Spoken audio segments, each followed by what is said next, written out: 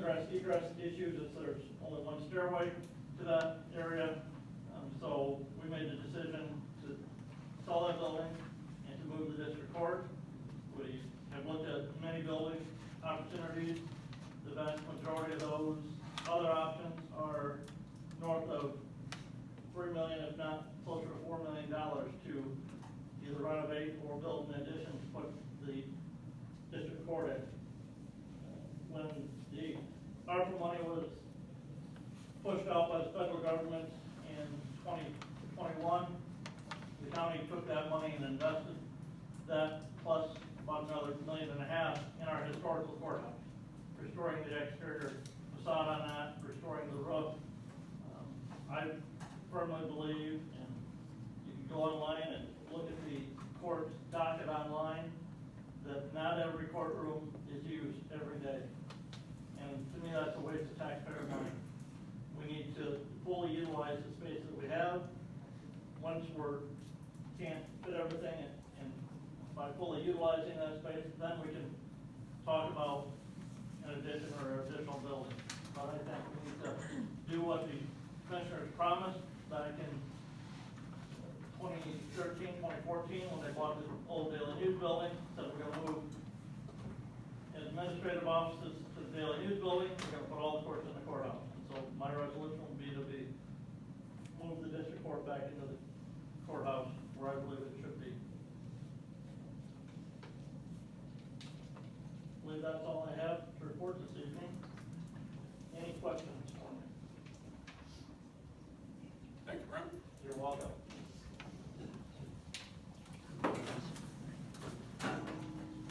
Mr. Klein.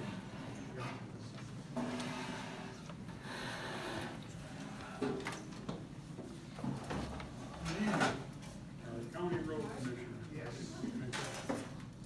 First I heard of anything on the Lake Somerset Road, what you told me tonight. I haven't heard anything from anybody else. So, I did call for a special meeting with you, us, and the Lake Association. Haven't heard anything about that either. So, I guess if you guys are proceeding with it, you have talked with Bob and Heather? The numbers I got came from Heather. But yes, I would like to have a meeting between you and Heather and whomever on the committee wants to meet. Well, I would appreciate that, because then we can bring this to a resolution. As far as that goes, the road commission, we've got weed chop, back, we've cut trees that are on our list throughout the county. We've got 3 crews working. One is construction crew, which is replacing culverts and doing some road work. We have our seal coating crew, which is working to the angle north, the west, and southern part of the county right now. And then we still have grading going on in the brain. My knowledge, did they grind the roads at Lake Somerset? Yes. Told to do that, so glad they did. For about the 3rd time, and I think it worked this time. That should help with gutting the dust down.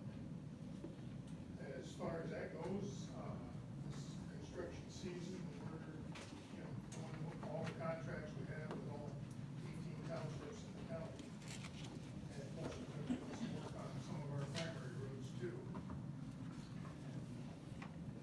Do as much as we can with what we got.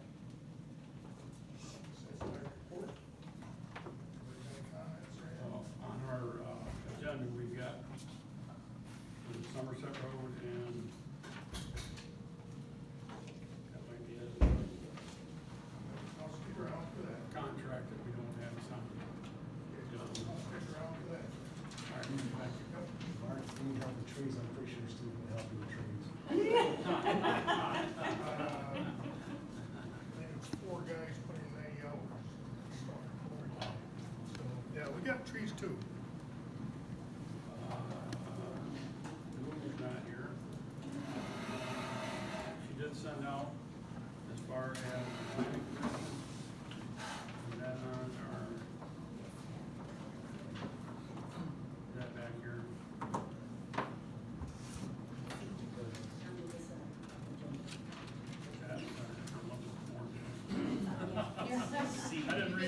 print to it. C. Yeah, now I see it, yeah. Election report, Sharon.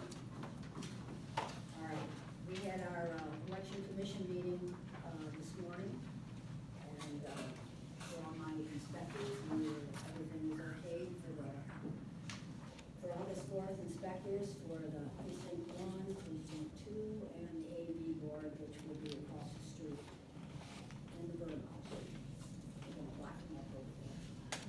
So everything, we're getting back in the 80 ballots now. We're probably maybe at 25% back. So I hope to have a lot more to come back in the last. We sent out about, let's see, 1,200. So hopefully we will see a lot more come back.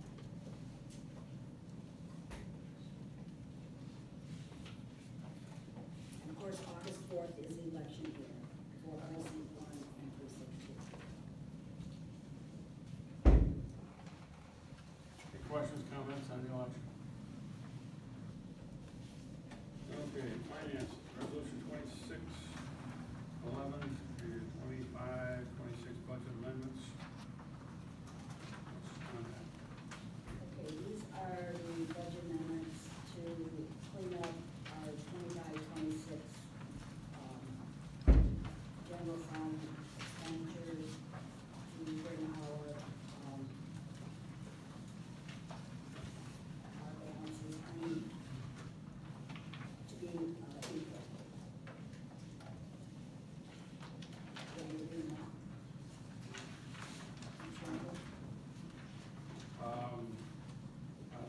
These you read off. Do we have copies for everybody? Yes. Yeah. Okay. Go ahead, Chief. Whereas Township Board of Somerset adopted the General Appropriation Act for the fiscal year July 1st, 2025 to June 30th, 2026, on June 30th, 2025. And whereas unforeseen changes in revenue and expenditures have occurred with adjustments to the original adopted budget, and whereas the Uniform Budgeting and Accounting Act, MCL 141.437 requires that the total appropriation shall not exceed the total of estimated revenues and appropriated fund balance. And whereas the Township Board determines that their budget adjustments are in the best interest of the township, now therefore be it resolved by the Township Board of Somerset Township, Hillsdale County, Michigan, that the 2025-2026 budget is hereby amended as follows. General fund expenditures, Department 175, supervisor account 101-175-708. The township coordinator wages an increase by $9,012. General township account 101-000-995, inter fund transfers decreased by $9,012. Department 192 elections, account 101-192-703 wages, wages increased by $1,000. Department 864 website, account 101-864-83 website decreased by $1,000. Department 192 elections, account 101-192-977 equipment record retention increased by $1,000. Department 266 municipal building, account 101-266-853 telephone decreased $1,000. Department 215 clerk, account 101-215-707 wages. Deputy clerk increased by $5,900. Department 215 clerk, account 101-215-708 wages. Assistant clerk increased by $36,000. Department 805 planning commission, account 101-805-703 wages decreased by $9,500. Department 253 treasurer, account 101-253-826 tax roll statements increased by $2,000. Department 209, assessor, account 101-209-720, assessor, a contract, decreased by $2,000. Department 258, information technology, account 101-258-830, computer ties contract, increased by $4,000. Department 103, Board of Trustees account 101-103-703, salaries, decreased by $4,000. Department 276, cemeteries account 101-276-830, sexton contract, increased by $3,000. Department 523, Township cleanup, account 101-523-955, garbage removal, decreased by $3,000. Department 276, cemeteries, account 101-276-705, sexton burials, increased by $3,000. Department 753, postage, account 101-753-726, postage supply, decreased by $3,000. Department 276, cemeteries, account 101-276-930, debris removal and repairs, increased by $2,000. Department 380, building department, account 101-380-708, wages, decreased by $2,000.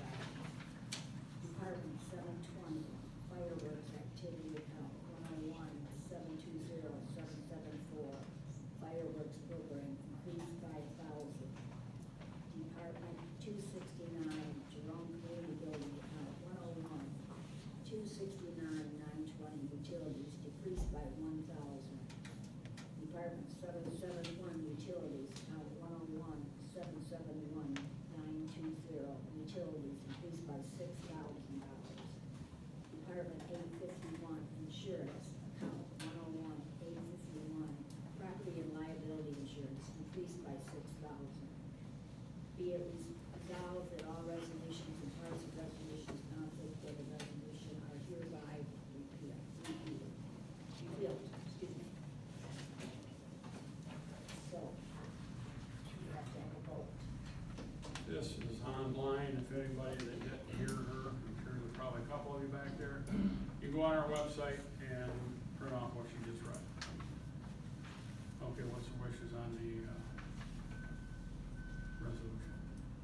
I make a motion that we accept the resolutions as presented.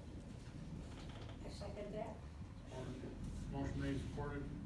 Any further discussion? Roll call, please. Roll call vote, O'Shaughnessy. Yes. Hope. Yes. Meckley. Yes. Humphrey. Yes. And Shaw. Yes, motion carried, thank you. What's the fund balance report? Would be from last month, or from the June 30th. Yeah, same with the expenditure. Okay. The expenditure. Anything new on that? Just the accounts payable and payroll totals from 7/1 to 7/17, I do have some totals here for electronic payments, 3,172.26. Paper checks, 177,149.71. Making the total payables of 180,321.97. The breakdown of that 180 is Department 101, which is general, 70,330.72. Fire, 206, 65,849.70. 207, which is police, 23,017.98. 208, 17,951.31. The increase in the payables is because of our property and liability insurance and also our accident fund. And so that took our total up, percentage. Payroll, the net pay was 52,180.32. The employee tax was 5,018.04, making our total payroll 57,198.46.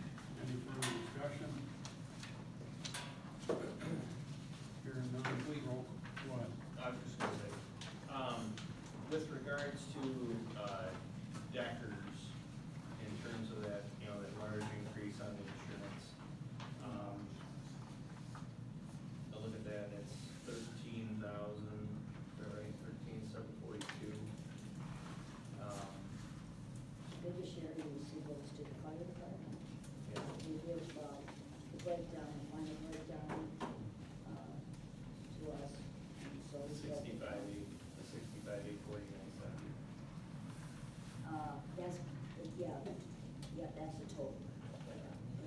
Their part for Deckers is the Is 50,000. 50,000. Yes. Yes. All that equipment you guys have. We can get rid of it, get rid of the fire department. We'll be waiting for the road commission to cut up trees. You know me, I gotta get you guys. I know. So, and, we're comfortable with these numbers? That's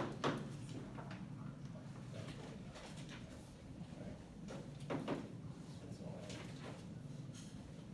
Comfortable, no, yeah. Well, We can accept them. I mean, We have to. You know, wait, one more question. Go ahead. Annual, that's one time. for Yes, Decker. yes, Annually. annually. Okay. I didn't wanna get like a quarter from now and get another 50 grand. No. Okay. Yes. Cause then me and Sleeman would have a real serious discussion. We would. Yeah. That's good. All right, that's all I got. Anything else? Roll call, please. Roll call vote, Utenhof, Yes. Meckley, Yes. Humphrey. Yes. O'Shaughnessy. Yes. And Shaw. Yes, motion carried, thank you. Let's see, LLC. Flip the page, unfinished business. Crystal Lake, First Lake, Sad, Restaurant. That was requested to move on to the end of the agenda, so.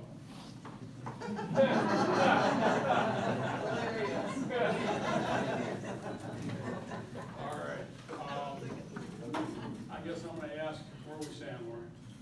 Well, we had a meeting this past Saturday, and we had all of our owners vote on the bi-parcel, payment of the SAD, and we had 93% of the owners, agree with that method, so overwhelmingly, our owners are in support of doing the bi-parcel method of SAD payment, which was what the big sticking point was the last time we were here. Right.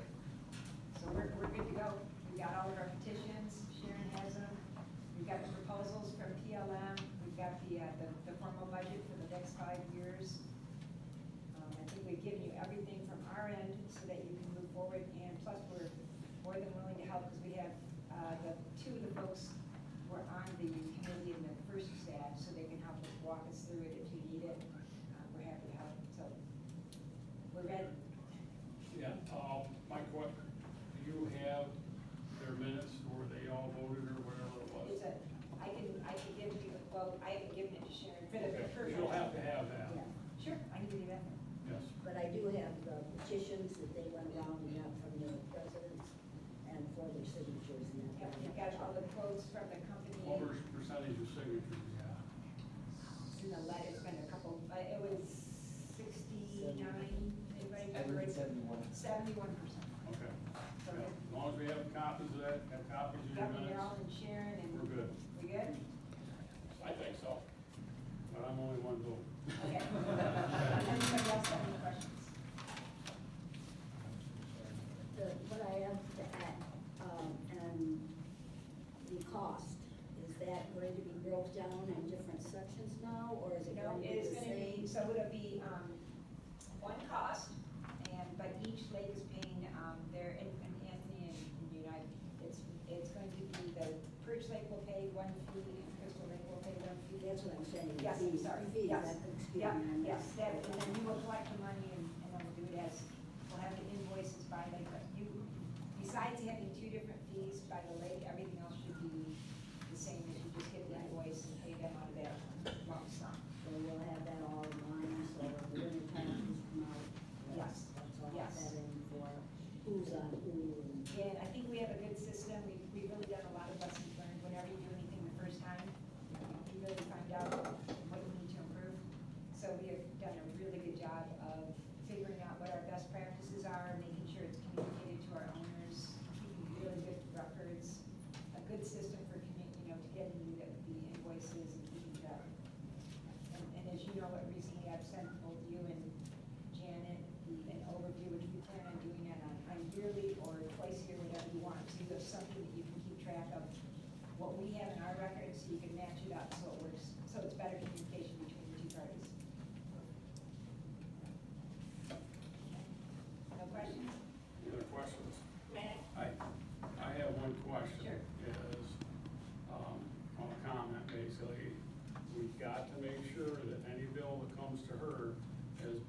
Somerset Township. And we We actually, can't as bill soon as you anything, told or us we that. can't pay a bill that's sent to First Lake. Absolutely, Tim, as soon as you said that, Jim, who is a lake trustee, immediately contacted PLM, and all invoices moving forward have been addressed to the Somerset Township. We've got that corrected.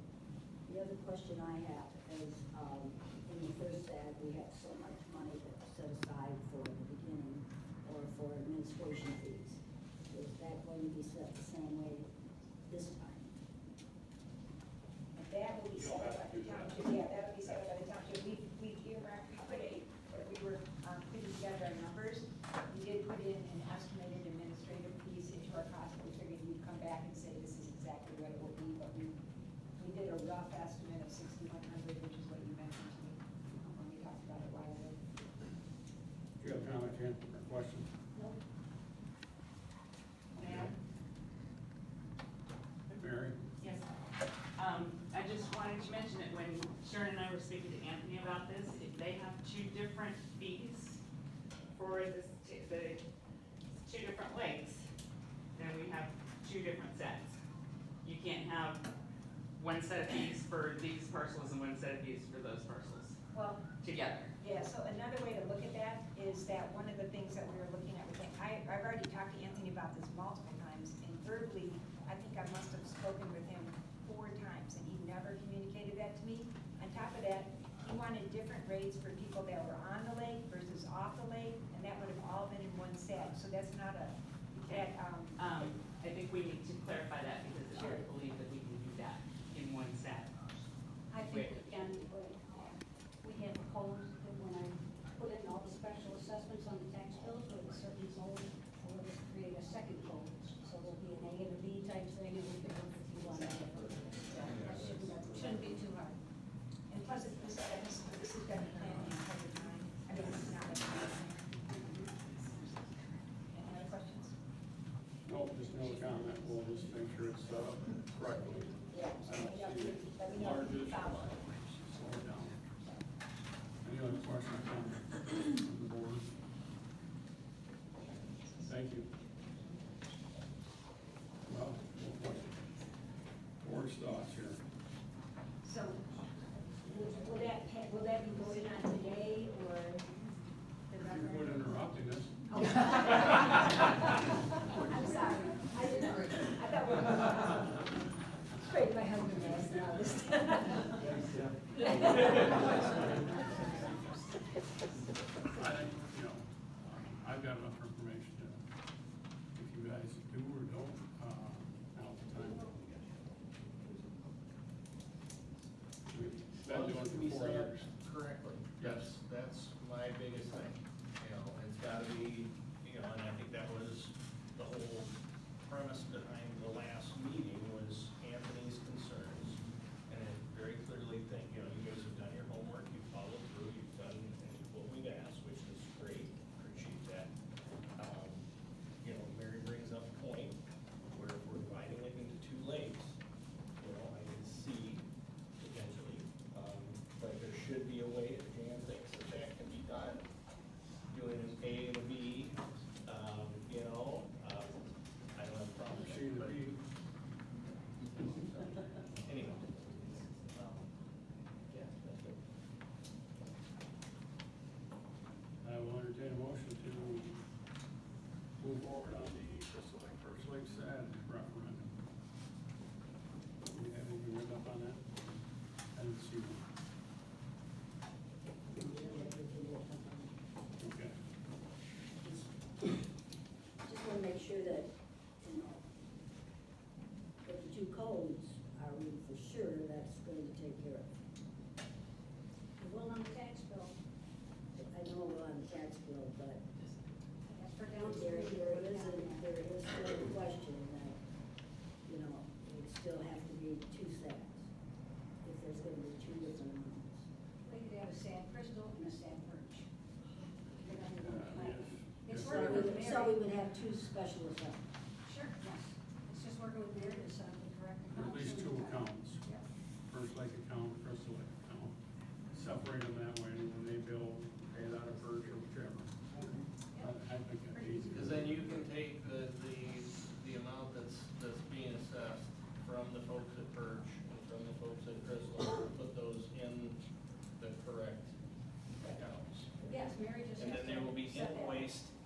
independently. There'll be a Birch Lake invoice and there'll be a Crystal Lake invoice, is that correct?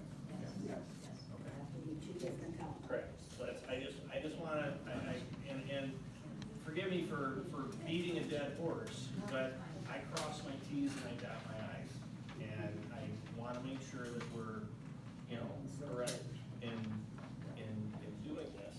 My only other question is that, I know we're approved, you would like to have us approve that. We don't have anything in front of us, like a formal. So, we actually submitted a formal proposal to you guys, the last time I stood up. And so Tim has it, it's a formal written proposal, it has invoice, or it has, quotes from PLM for both Purge and Crisco, it has all of our petitions, it was like a bundled letter that we gave to Sharon 2 months ago, when we weren't here for this last one, because we didn't have a meeting, but when we were here before, Tim had that formal proposal in front of him. Sydney? I'm sorry to interrupt, but, really the motion, Steve, today is just to initiate the special assessment. Nothing has been decided yet. That Because you makes have to sense. get And then we all of approve your it as data for the cost everything is put estimates together. and do public hearings and That's- stuff. So you can start a special assessment one of two ways, either by direct board resolution or by petition of the people who are gonna benefit. You've done it by petition of those who are gonna benefit. So now that that step is done, now you as a board have to say, okay, we like it, we like what you've done, and we'll make a motion to move forward.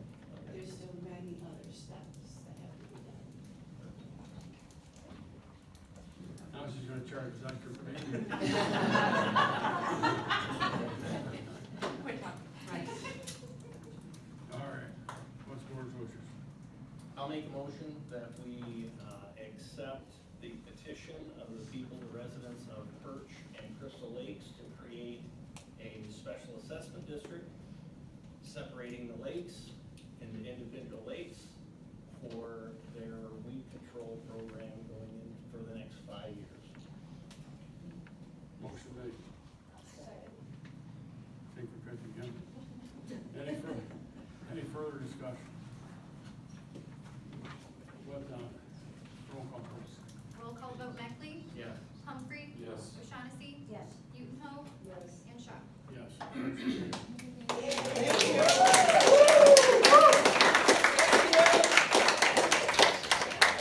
Thank you. Now watch the chairs all clap. Everybody's gonna leave. Well, if you want to leave, then obviously now's the time to do it. Yeah, now it's time to. Thank you.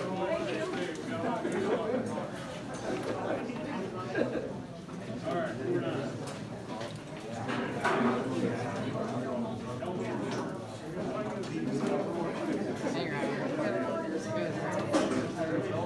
Hey, how are you? Good.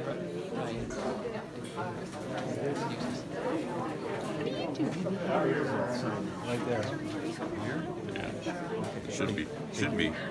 He's hiding it Okay, thank you. someplace there. Yeah. Can I get in here to sign that? You certainly can. I've been, Emily okay? She's feeling, Emily had emergency. She what? Emily had surgery for a staph infection in her tumor. Thank you. Official,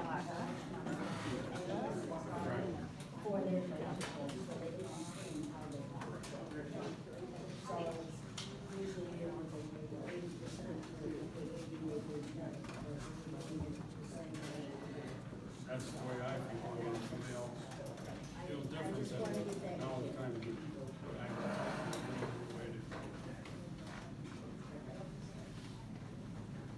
Okay. We will take that off the agenda. Employee handbook and PTO. So I was so close to having our updated employee handbook ready for tonight. I hope to have this out, emailed to you tomorrow. Really the big focus, the main areas that have changed,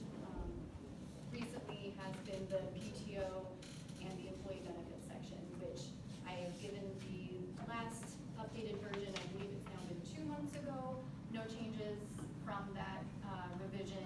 Now I'm trying to work it into the employee handbook itself. As I'm doing that, other questions are coming up. I have one later on about another specific policy pertaining to hiring new employees. But when I email this out to you all tomorrow, that would be my suggestion then, to look through it. Not a lot of other changes have been made, except I do want to focus on the employee benefits PTO section, so we can get that handled and ready for this new year. Don't forget you're being recorded. Hi, Tom. Tomorrow. Yeah, yeah, I know. All right. But that's all I have right now. If Questions, there's any- comments on the employee handbook? I got one. What? Is it the PTO, is it the estimates, the hanger? No, it's really the, changing it more from vacation and holiday to your general, paid time leave. Okay. So that was the main difference there, and then just finessing everything else to make sure it's up to date with our handbook. Jason, I mean, what's your opinion on that? Blending everything into sick time, holiday time. Well, they have one bucket to pull from. Yeah. That's, I'm being told there's gonna be a change in the ESTA law. So, and what? the Michigan Earned Time Sick Act, Oh, okay. I'm being told that there's a change gonna happen. Just telling you. Do you know what direction that? Don't know, I just No being idea. told that there's gonna be a change. Tim, with the whole PTO and updating, or is there gonna be a cap on the amount of vacation days you're allowed to keep? Cause I know we talked about it before. Are you meaning rolling over Right. for the end of the next year? It's either use it, lose it, or are we gonna roll it over, or? Combination or? Well, I went to, take that one over. Use myself as an, you know, I got a lot of paid time off during the month. And I can't remember the hours or what it was. And my comment to them was, if I can't take time off, you can give me 500 hours a month, it doesn't matter. If I can't take those days off, then the number's just a number. So what we did over there was, you could keep, I wanna say it was 368 max hours. And then, if you had time left, say you had 40 hours, you lose 20 and you get paid for 20. You get 50 cents on a dollar of your time left over, if you didn't take any time off. My feeling is, everybody else, but I would just assume our employees didn't take time off, but they didn't have to. I just assumed that they'd be here, you know, so, if we want to, change that, or if we want to leave it the way it is, you know, we've got to discuss that and make a decision here. If we want to leave it the way it is, which is use it or lose it, then that's the way we leave it. So everybody- Most of my contracts, Tim, that I have they're bought out at the end of the year, whatever they have left. There's no carryover. So I believe that was one of the changes. I have the updated copy that does have this unused PTO rollover and buyout option that you suggested. So in this updated policy, or proposed policy, as it reads, full-time employees may roll over unused PTO hours into the following calendar year. In lieu of rollover, full-time employees may elect to receive a payout of up to 50% of their unused PTO balance at the end of the calendar year. Max accrued PTO cannot exceed 248 hours in one calendar year. So if that is helpful in Yeah, this but- new, in this update. So let me interject one thing. If we are short-staffed and we can't take time off because of staffing, right? I don't know that it's really, in my opinion, fair to, you know, make whoever has accumulated that time take a 50% reduction on that time. That he earned. That they've earned. I mean, I'm just saying, I just, if it's a personal choice, that's one thing. But if it's because of, you know, hey, we just can't hire firefighters, we just can't hire police officers, which is where we've been for quite a while. I mean, you know, up until just very recently. You know, I'm uncomfortable with making them take it, you know, a 50% hit on time that they've earned.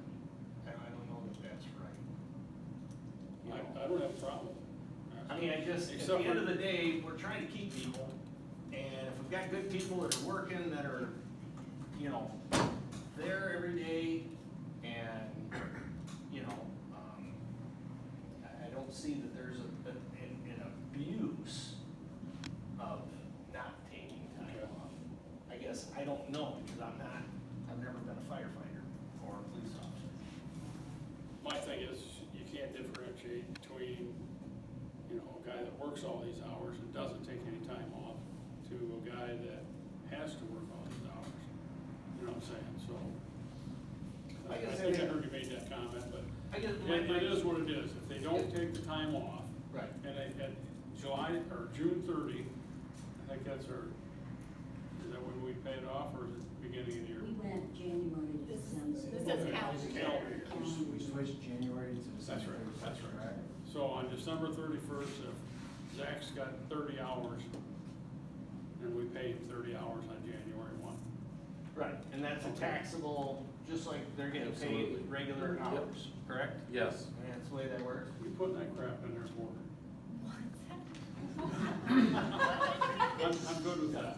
I mean, I feel Yeah, the so same way. I but- think personally, if someone's earned the time, and they wanna use that kind of as a, you know, it would be an easy rainy day fund or a.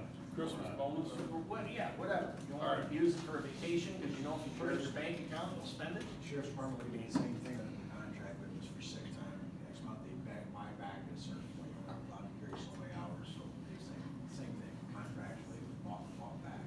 So, I mean, that's what we gotta consider. That's why we put a ceiling of 368 hours or whatever it Right. was. And, you know, you couldn't carry anything above that. Otherwise, you wouldn't, because by the time you get to retirement, you're gonna get a check for $20,000. I don't know if we wanna go much more than that at 360, so. Like a savings account, Got it. without interest. We will change the wording and send out the proposal. Anything else on that? Moving on. Clerk's office statutory / board appointed responsibilities.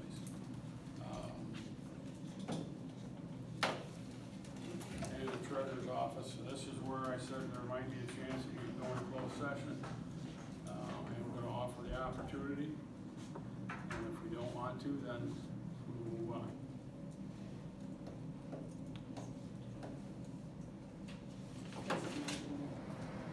Doesn't matter to me. Okay, we're gonna move on. We've been discussing the issues with the clerk's office and the treasurer's office. Those keep them separated, so we'll talk about the clerk's office right now.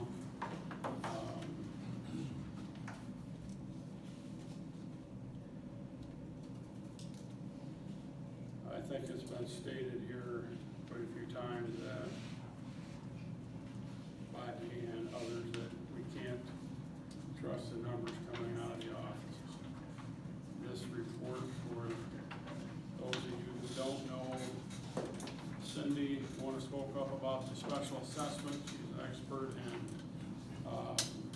there's your copy, basically governmental accounting, governmental rules, regulations, and,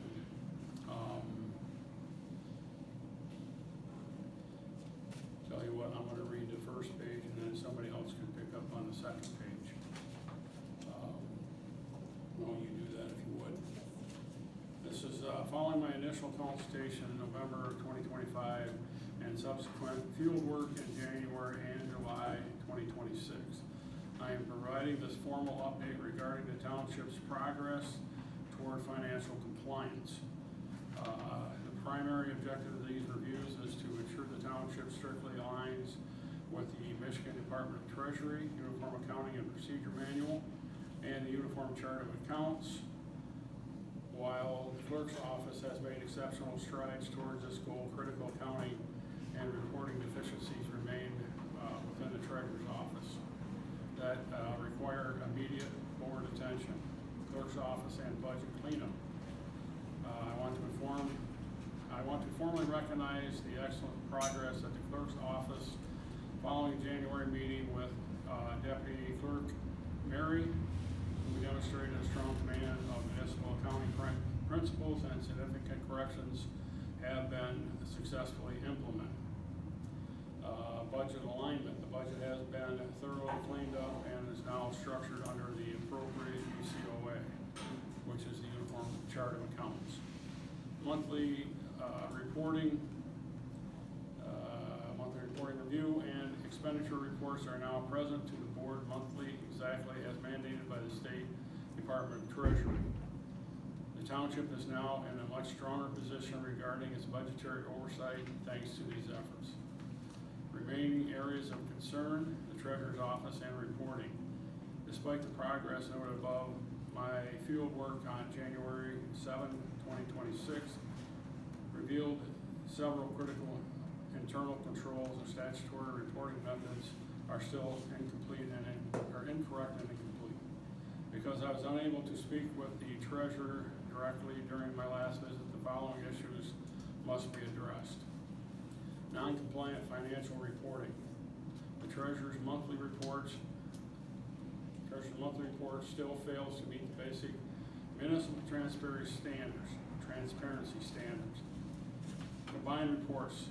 The report continues to combine the bank account by fund report and the investment report by state guidelines. These are two entirely distinct financial schedules and must be presented separately. Lack of account breakdown. The CNB, County National Bank, the CNB portion of the report does not break down the actual funds held within the bank account. Furthermore, while the fund balance report later in the packet shows the status of individual funds, it is incorrectly lumps traditional liquid bank balances together with investment balances held in Michigan class and should be considered as a treasurer's report of bank by funds balances. This type of report would be more fund balance report, which would be reported to the clerk's office monthly or quarterly. Omission of UCOA codes. The monthly financial report lack of UCOA numbers entirely. This strongly suggests the reports are being manually compiled outside of the BSNA software rather than generated directly from the system. Without standard numbers, example General Fund 101, it is incredibly difficult to distinguish between accounts, like general disbursement versus ICS. If an experienced eye cannot easily interpret these reports, the board and the public cannot be expected to either, which severely hinders your ability to make sound budgetary decisions. B, investment reporting omissions. Michigan class tracking. While Michigan class acts similarly to a high yield checking account due to its liquidity, it is a statutory township investment pool and must be legally reported as an investment on a monthly or quarterly depository report. Unreported MERS account. The township appears to maintain a municipal employees retirement system MERS account for employee pensions that is currently completely absent from any monthly board financial reporting. C, tax account balances and fiduciary liability. As of April 30th, 2026, the township's tax account carries a remaining balance of $12,741.73. Because the township acts as a tax collector for other jurisdictions, the tax account is a fiduciary account that is not township money. It cannot be used to hold or transfer money due to the township for any reason other than to disperse the township's tax collection amount. It must be completely settled with the county, reconciled against the clerk's records, and brought back to a zero balance every single year by April 1st.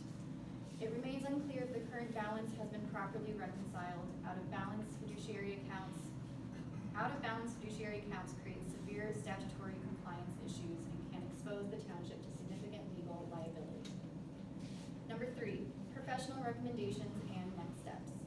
To protect the township from liability and ensure the board is receiving accurate data, I recommend the following 2-phased course of action.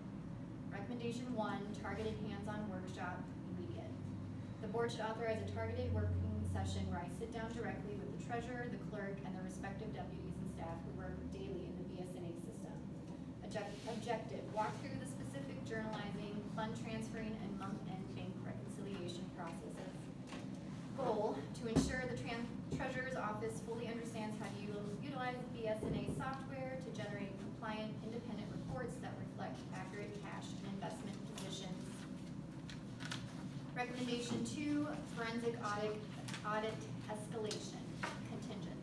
If the treasurer's office is unamenable to this collaborative training, or if a hands-on session reveals that the accounts cannot be readily reconciled or balanced, I strongly recommend that the township board commission an independent forensic audit. This step is vital to ensure that all fiduciary and township funds have been legally and appropriately accounted for. The township has already completed the hardest part of this process by fixing the core budget structure. Bringing the treasurer's reporting into alignment is the final step to ensuring full compliance and a peace of mind for this board. I am available to discuss these findings at your earliest convenience or at the next scheduled board meeting. And as you can see, well, you can see, she has come to this meeting. Like I said, we've been talking for quite a while about this budget reporting, balances, fund balances, and account balances, and where the money is, and where it's gone, and how it's being moved around. And that's why I asked Cindy, whatever the date was in there, to come down and work with these 2 offices, and which she did. And when we put Mary in as deputy, I requested that Cindy come back down and work with all 4 of them, just like she's recommending here now. And that was discarded. They thought they had everything under control, and that didn't happen. So we kept getting more reports and asking more questions. And I was asking Mary these questions. And when I got the answers that I got and didn't really care for them, that's when I asked Cindy to come down and sit down with Mary and go through the books, go through our numbers, go through our ledgers, and find out exactly where we are. And this is the report we got back from Cindy after that meeting. She came down, I talked to her, and her and Mary went in and went through the files and books and everything. We cannot go on this way. I've said this for a year. And we've had trainings, and we've had conferences, and just, obviously, when I'm statutorily, I'm responsible for the budget as a supervisor. And chief financial officer, whatever that was. I take that very seriously when you start talking about this board is gonna be liable for the continuing sins. And I went through this a few years ago. And some people remember that when I went through the books and everything at the school. And we got everything dealt with, spent a lot of money. And I got the county prosecutor in parking lot. And I says, why haven't we done anything with this? And he says, those white collar crimes are hard to get a conviction on because the board approved it. The board approved everything that he did. So he walked off. He rode off to the sunset, and that can't happen here. This has got to be fixed. And so I sent this off to our attorney, and I don't know if everybody has read that. This being from the attorney attorney-client privilege on this, so we can't read it in the public meeting. But it's not good. So.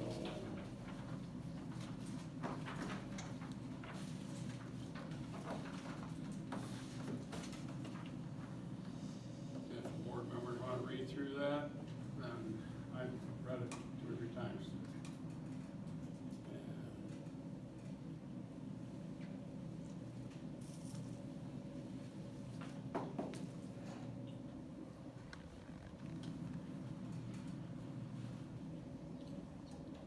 Tim, I'll just say that I have read this, so I don't need to go back through it, a second time. But, you know, there are some clear recommendations or advisements, if you wanna call it that, from the attorney's office. It's serious. It's very serious. And it's not something that,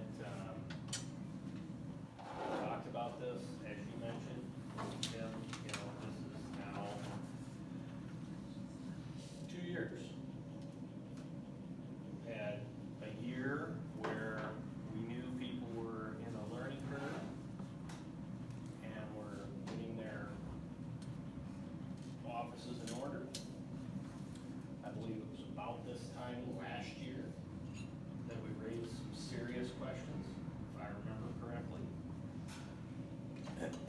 And we were assured that the training and the classes would be gone to and that things would be fixed. And that's simply not the case. That just, the fact of the matter is, that's not happening. And,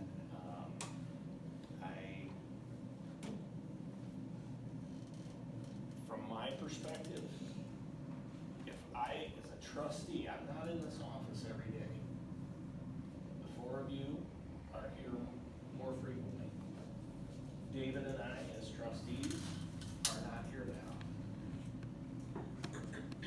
But if I can't be assured that when I come to a meeting and I'm handed a packet, generally speaking, if I'm fortunate, I get the packet by Wednesday, Tuesday late, Wednesday. You know, I came in Tuesday morning, they weren't here, but I knew it was early, not a big deal. But even so, I try to digest this packet in its entirety and come to the meeting prepared. As does, I think, everybody here, at least I hope so. You know?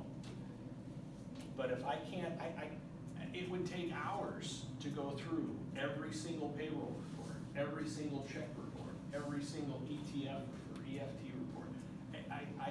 Do I comb through it that hard? Not unless I'm looking for something. But I will say, over the last 6 months, a year, I've been very reluctant, and there's been too many questions have been raised about how things have been moved from here to here, or why we have a tax balance. Why do we have a tax balance? There's not supposed to be a tax balance per law after the first of the year, or the first of April, excuse me. That's unacceptable. And quite frankly, when I go further into some of these other documents, all of us are to be held accountable if we continue to allow this type of behavior to continue. And I'm sorry, I'm not gonna do that. I don't have anything personal against anybody in this room at all. But when it comes to the law, and it comes to, I just, things have to be right. And I can't trust that they're right. It's just how I feel. Sharon, do you have any comments as we're talking about the clerk here? Well, my comments are, as of January, you brought Mary in. She has made big strides in getting things straightened out, which I sometimes had a little problem with it because I feel like I wasn't the clerk anymore. Not because I wanted to feel like I was the clerk, but I just wanted to be more involved in what was the changes, that's all. I mean, I have a background that I understand a lot of what you're doing. I do understand it, and you know I understand it. We have had conversations. Probably in the last couple of weeks, we've probably come to a understanding where, you know, hey, if you need help, you know, I'm not just sitting here drawing a paycheck. I wanna be included in what's going on. I mean, it's not because I had the education maybe of the chartered accounts to do all that you've done, but I wanna learn that. I wanna know what it's all about, know why it's that way. And I have no problem with that. And I think when you came the first time, Cindy, I think you and I sat down and I think you, in your mind, felt I had pretty well scheduled on what I was doing, and it wasn't completely wrong. Not that, you know, mistakes haven't been made, which, you know, I'd stand right up to say that.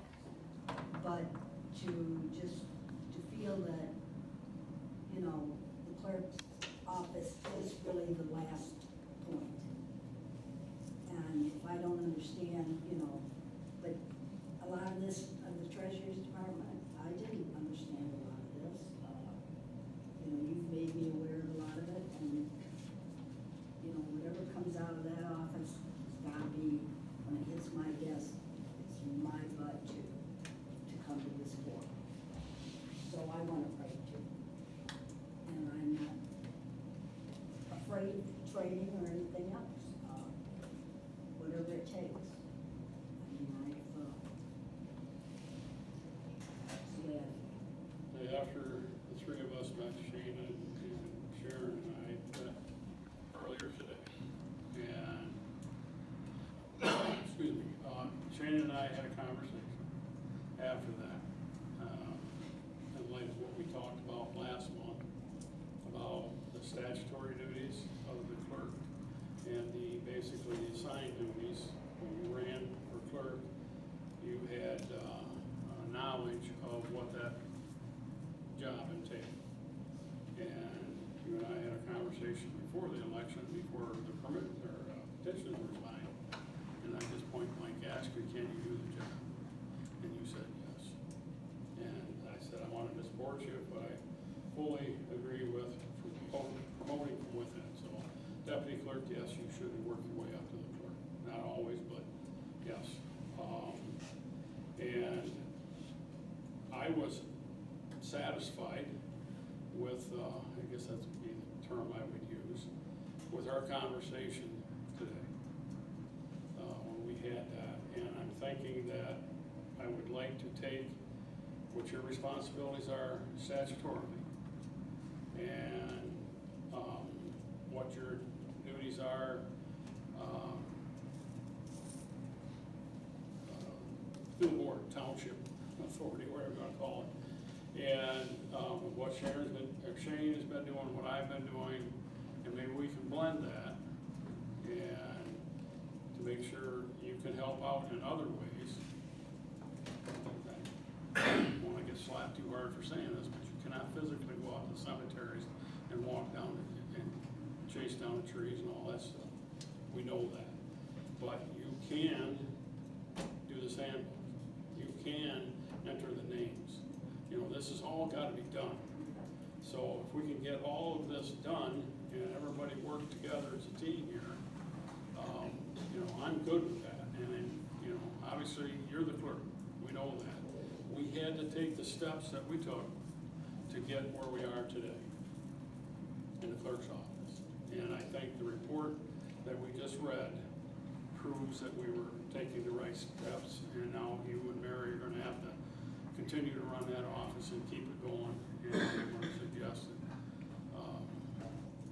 Cindy come down and review everything maybe a couple more times in the future. And I knew you had a conversation with me on, what did you do as a deputy? What did you do, what did the clerk do? you're saying. I mean, I did have a hard time about, well, payroll. You know, I just put a blank there like, you know, I wanna do it. As deputy, I did it. That's where you're comfortable doing. That's right. That's where I said, you know, I did payables, I did the, but I had to realize, okay, you've taken over something else and you gotta let least you go. It's just a lot of the changes that were made that, you know, I just going like, whoa. You know, I just felt like I wasn't contributing what I should be. And, so there is training. I mean, there is training as far as I have to know what is expected of me to come to this board and be right. So I have no problem. Yeah, because I asked you how many checks did Mike write? None. All right, now you're Mike, so, but anyhow, I think, in my opinion, we can move forward with that, and, you know, obviously, now Mary is working for you, so we can get those steps and get that progress moving forward, continuing to move forward. That feels comfortable. Any other comments?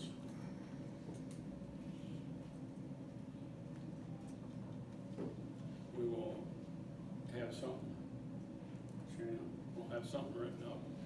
We'll get something written up as far as what the breakdown is, so everybody's on the same page and the board is fully aware of what's going on with these three spots. Everybody good with that? We'll have that present. We'll probably send it out earlier, but we can approve it at the next meeting.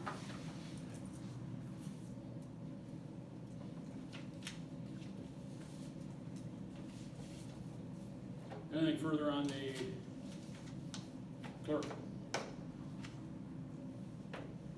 Cindy, do you have anything to say or correct us, or Mary?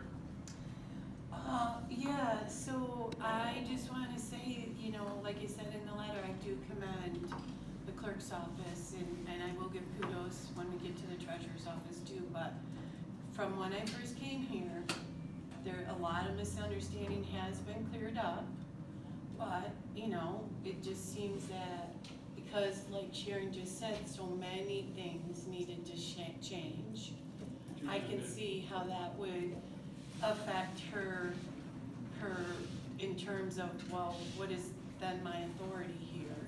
Because she was elected by the people to hold those statutory duties. So again, I just want to commend you for your comments here and willing to work with it, because many townships do move the accounting away from the clerk and the treasurers, and then you become what we call, in MTA's world, like a legislative board member. And as a legislative board member, you still are accountable to all your statutory duties. So it's, for example, Mary is doing all of the data input of the accounting. When the reports are run, she would potentially sit with you, make sure you understand what changes have happened, like if there were increases or decreases or questions that the board might come up with. And then when those reports come to the board, then you would answer to those reports. And that does not diminish your authority in any way. In fact, it shows respect that you are, you know, understanding it and learning it, just not necessarily doing the hands-on stuff that takes so much time, right? So I do commend you, Sharon. Well, I'm not making a mistake here, but this does involve a lot of people in this room. Does anybody have a question or comment? If we can answer, we will. If we can't, we won't. Mark? I'm not from here, but I am a prior We know that. official. I am a prior official in another township. I just want to tell you, Mr. Supervisor, board members, how refreshing this is. That you're looking at a problem you perceive and you're willing to try to follow the law, try to remedy it, and try to work together. And you folks are the largest township in the county.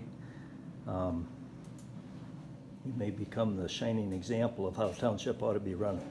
And I think there's a lot of other townships that could pay attention here. Thank you, Mark. Anything else? I got one thing I gotta say, Tim. We've got a statute, Stephen and I have a statutory fiduciary responsibility as trustees, and this is alarming, and I'm upset. It's gotta be taken care of. There's 4,500 people in the township, roughly. 4586. Okay. According to our website. Okay. We're saying the count right. Any other comments, questions? All right. What's that? It should verify that. Right. All right, we're gonna move to the treasurer's office statutory report. We read Cindy's report on this. Has everybody had a chance to look at the attorney's opinion?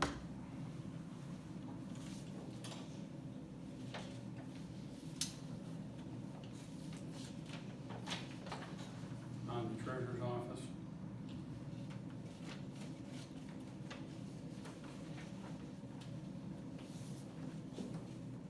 And I guess I'll start off by saying that I met with Jan, Shana, and today. This, I don't know how to say it, but it was night day. You know, Sharon understood where she was, why we are where we are, and in my opinion, Jan, you blamed everybody else. And, you know, it's kind of disheartening when I was trying to make strides like we did with the clerk's office, and it didn't happen with you. And I don't, and that's the reason I pulled the treasurer's report. It's like I told everybody, I've said it here, I will not feel comfortable approving the treasurer's report from you. That's fine. And it's sad, it is. So,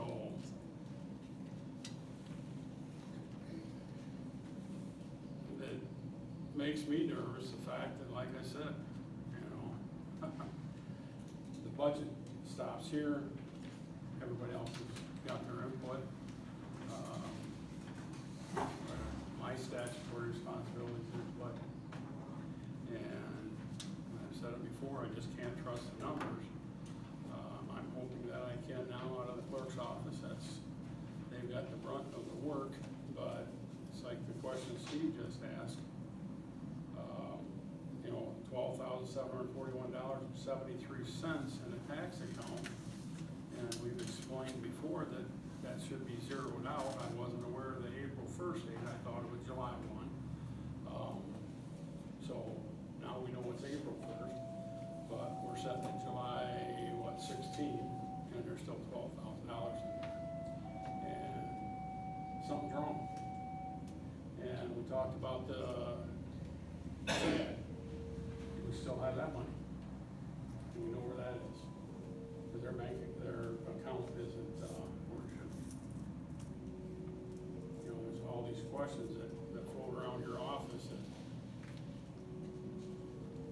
we cannot remove you from office, but I think Steve made a comment before that if you worked for him, you wouldn't.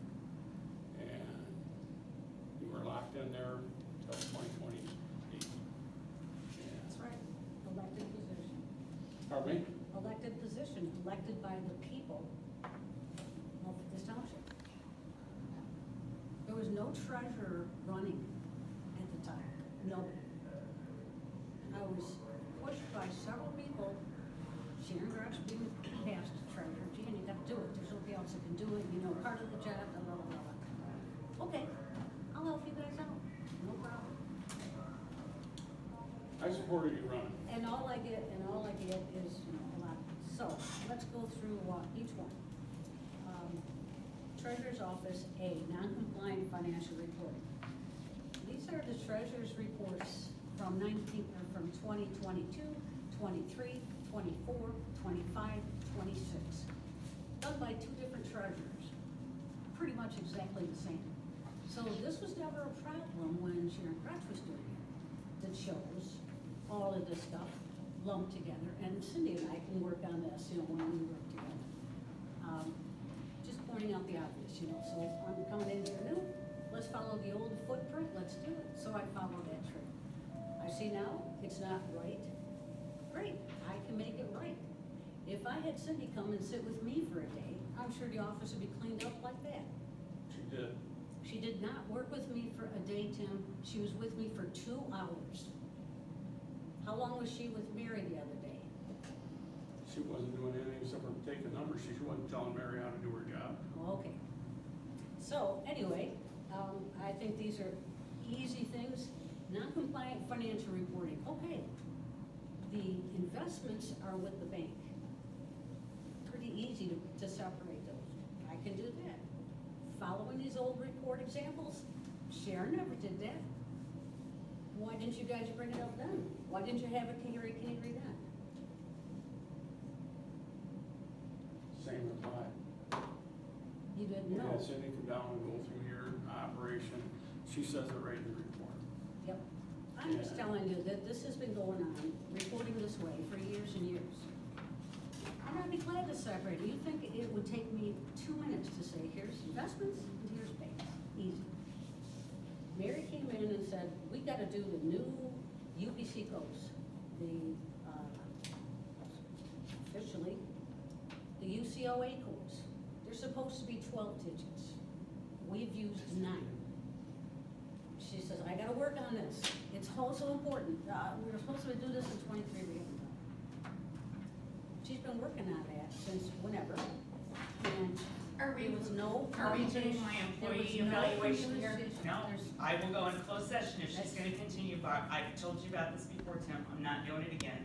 She's proving my point that she's blaming everybody else and not taking responsibility. Well, not at my expense. UCOA codes were changed by somebody. And it was in a silo. There was no communication, no about, here's my proposal, here's what I'm doing, can we help, can we talk about it? Never. We would go to the clerk's office when we had a question about what fund is this going to? SAD account, perfect one. That's the money sitting there, that's the SAD account money. Geez, we're asking, where's that gonna go? Well, we're not sure. It goes to transfer due to other funds. So that's the account it was put in. And I was told, well, the due to other funds account is where we park things that we have to use. And this was to pay the PLM bills. So that's the rest of A. Yep. Again, all of these, the B, C, and the last one, they're very easy to fix. And they're not like I have protested and said, nope, I'm not doing that. And that's where I said, if I can work with Cindy, and one day, all of this will be cleaned up, and I can get a template, she can show me a few things. Tim, can we go into closed session? Only if the treasurer, and now the treasurer clerk's not. If the treasurer requests a closed session, yes, we can put closed session. I'm not requesting.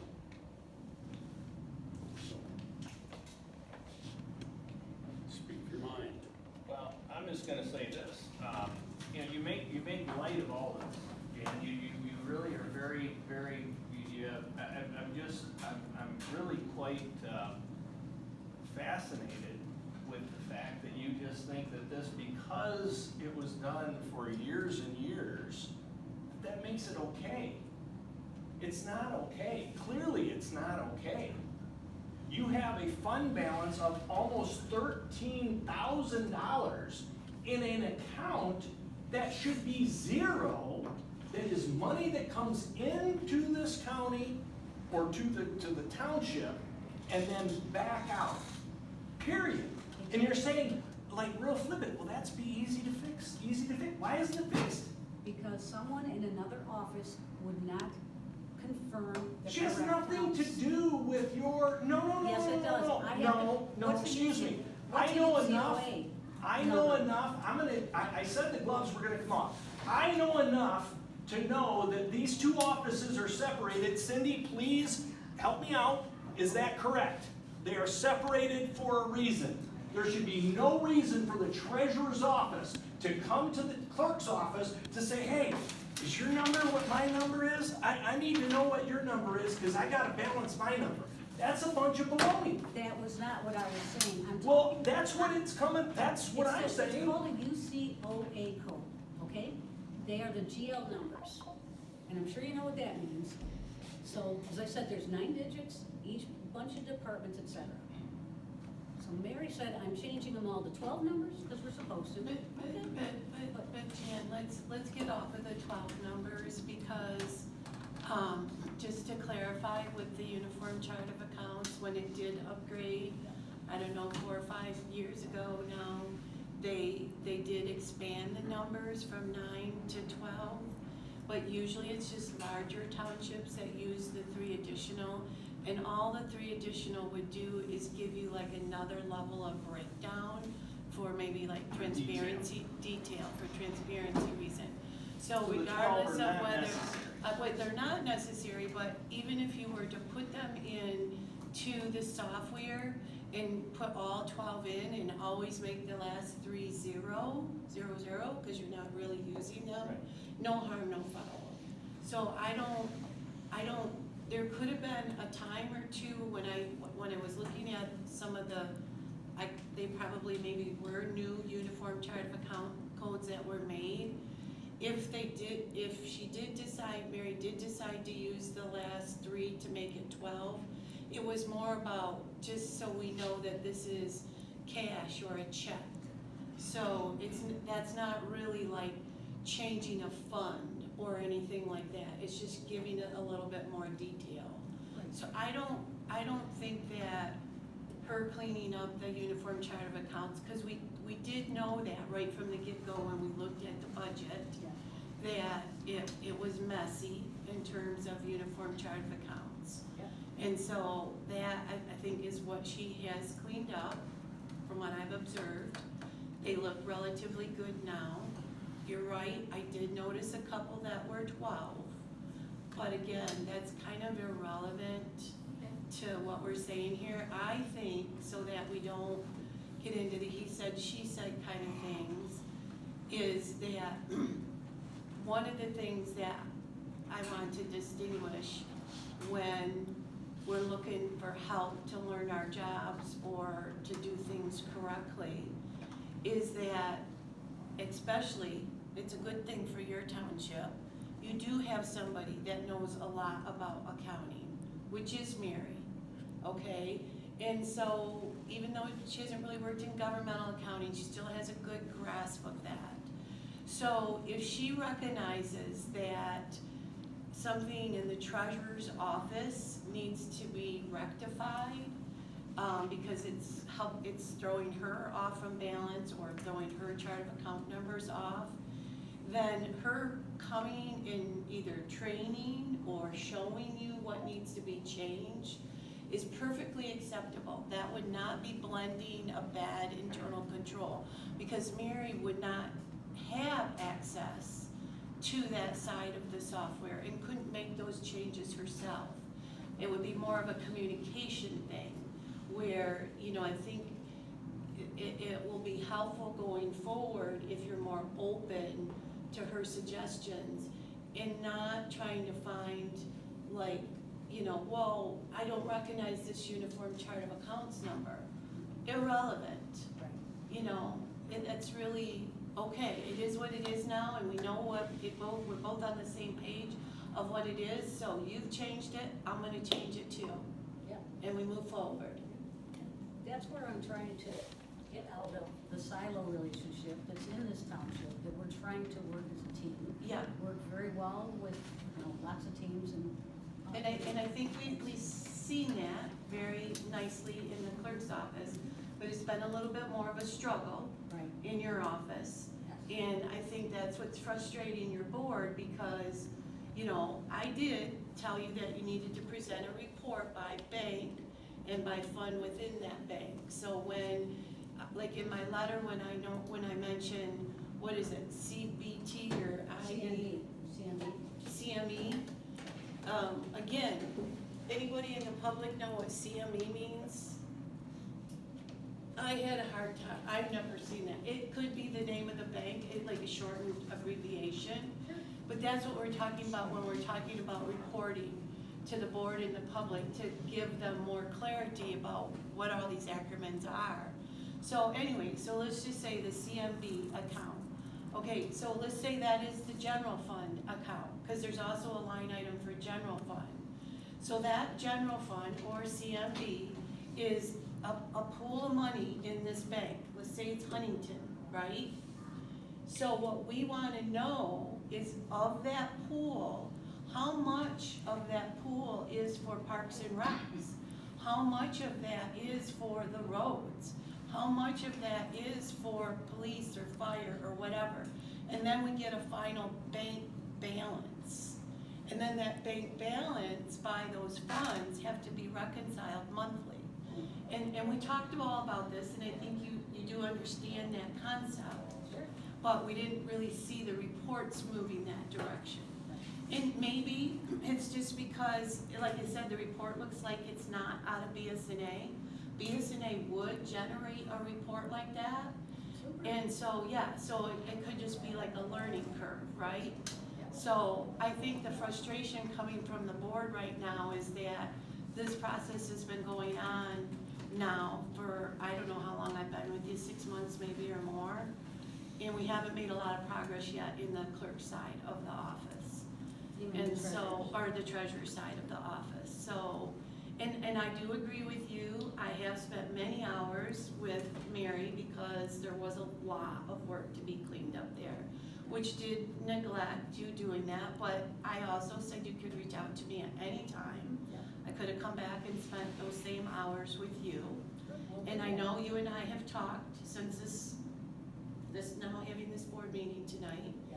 And so, you know, I'm gonna let the board say what they wanna say, because it's their prerogative, it's their financials they're responsible for, but that's what I really see the problem as. Now, if you set a timeline for that, and it can't get corrected in the treasurer's office, and the treasurer's office cannot work collaboratively with the clerk's office to make sure all accounts are reconciled, and reports are reported correctly, then now we have a real problem. So I think what I think the board hears you saying, Jan, as well as what maybe Tim heard you saying earlier, was more pushback instead of, yeah, you're right. I don't know how to make that report in BSNA. I need to go to training. I need, if Mary knows how to run that report, if Sydney knows how to run that report, I need somebody to show me. Exactly. You know, nobody's ever shown me, I've never seen that. Right. I've never even heard about it, and I think it's wonderful. I love using BSNA. Yeah. They have all the data. Yeah. You just have to So keep it. I think, again, I'm just gonna say, I think that's where the frustration comes. And, you know, I am sorry that I interrupted you, but. No,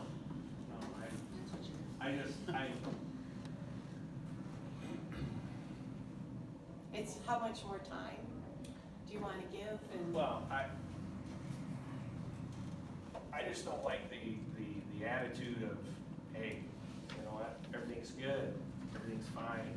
Oh, nobody else was running, so I was told that it's run because I was the deputy clerk. You know, No. I never found, that's kind of what I, Deputy or treasurer. deputy treasurer, excuse me. But, you know, these things, I guess, when can we fix them? I can have this fixed in a month. I'll let Mary come in, or, excuse me, Cindy come in, work with me, like she did with Mary, and we can make the treasurer's office sparkling clean, just like the clerk's office, which I would love. That's how we should be working as a team. We need to trust each other and work as a team, and that's what's not happening. All right, well, and I'm gonna bring up the elephant in the room, because, you know, again, David and I are not in this office. Right. But I have heard some very disturbing, things not only just from members of people that work in the office, but people outside of this office, about some of the things that are going on in this building. And the yelling and different things that just, to me, which is completely unacceptable. I agree, absolutely. Well, then, what? Door slamming, I don't do that. I've never done that, but it's been done. And I'm just gonna have to start recording some things or making some videos, you know, and I don't wanna do that. I just want to make these things right, they're easy enough, this is, as I said, training. Following Sharon's old reports was not right. We've heard that for a year and a half, and we have sent you training, we have brought people in. No, not the And training. just simple for this. question of why we have $12,000 left in the tax account should be, well, I tried to put it in here and I couldn't do it. But you're just saying, I don't have any numbers, I don't have any numbers. Why do you have $12,000 in the tax account? It's the SAD money, it's called transfers to other funds. That's. That's where the difficulty is gonna lie, so be careful, Jan, when you say month, because yes, we may be able to get a better financial report in a month, but like cleaning up a tax account like that with a balance is a bit of a hunt and peck to go back and find out what wasn't dispersed or what maybe was dispersed incorrectly or reflected incorrectly. Where is that? Unless you do have that specific information. It's all with the SAD fund. Yeah, yeah, that's So difficult. where did the rest of the SAD money- account, first of all, should never go, can I just talk about SADs just for a Sure, second? yeah, absolutely. This conversation always interested me too. A SAD account would never go into a tax account, okay? Even though you're putting it on the tax bill, you're just doing that to save money. It's sharing the tax bill. Like in my township, we have a lot of lake SADs. I get my bill the 1st of June, and it's separate. It doesn't have anything to do with my tax bill. It's on a separate piece of paper. I know as a resident of my township that I'm paying for that lake, and I'm paying a fee for it. I'm not paying a tax for it, I'm paying a fee for it, because I want my weeds gone, okay? So, but a lot of townships, they put it on the tax bill, and then the way BSNA is set up, it automatically collects it like it's a tax, and it puts it into the funds and stuff, which is just a big part of the whole special assessment process. Easily cleaned up, but that's why you got SAD money in there, is because it was being collected like it was a tax on the tax bill when it really wasn't. It was a separate amount of money that each time that, let's say somebody paid $1,000 tax bill, and 200 of it was for the SAD, and 800 of it was for their taxes. That 800 went into the tax account, but the 200 went into some other separate bank account. But that's not probably what's been happening. The whole 1,000 has been going into the tax account. And then you get in the problem of trying to figure out, okay, well, how much of that was, because I gotta pull that out. It should never have even gone in here. And if it's an interest-bearing, any kind of interest-bearing tax account, then we have even bigger problems. So in a lot of this, you know, again, to Jan's defense, when she says, well, this is how the report has always been done, it's a very common problem among townships. They don't know how to run SADs or collect on SADs or disperse SADs, okay? And so, and even the report, I'm just using the same report that I've always used. Trust me, I've been teaching treasurers for over 20 years how to do this. And now that I'm a consultant out there sitting next to them and watching what they're doing, I'm like, I feel like I was 20 years of wasted time trying to teach people. It's like, were you not listening to what I said? And it's because it's overwhelming. The job is overwhelming. It's very technical, and it's a very lot to learn. So, again, I hope that there are no problems on the financial side, the banking side, the actual tangible money side. Because the clerk side being cleaned up is really just kind of fictitious, right? It's what's in the accounting software. It's not what's actually in the bank, the money we can touch. And so that's what we gotta get cleaned up on that side. And that's So, I'm sorry again. Off on No, don't be tangents. sorry. So you're We here, appreciate gotta earn it. your money. So, Thanks, Cindy. so, you know, I do hear you, Steve, that it's wrong. Maybe Jan knew it was wrong or didn't know it was wrong, maybe hasn't had time to get to it to correct it, all of the things, and it's all coming to a head right now. But, again, like she said, she's an elected official. There's not much more we can do about that, other than she could decide to resign and we could try someone else. But that's her prerogative and her choice. And unlike the clerk's office, where we can, as a board, because you have a fiduciary duty, you can take away the administrative part of a clerk's financial duties and give it to a bookkeeper, whether it's a deputy, another person, a company you hire. You can never take the money away from the treasurer. The treasurer is the only one that can physically handle money. So, that's just the nature of how the laws are set up. May I speak? Oh, I've got one question. Where's the rest of the sad money? Should be $20,000. If this is sad money, if we put something in a different account, where's the rest of the sad money?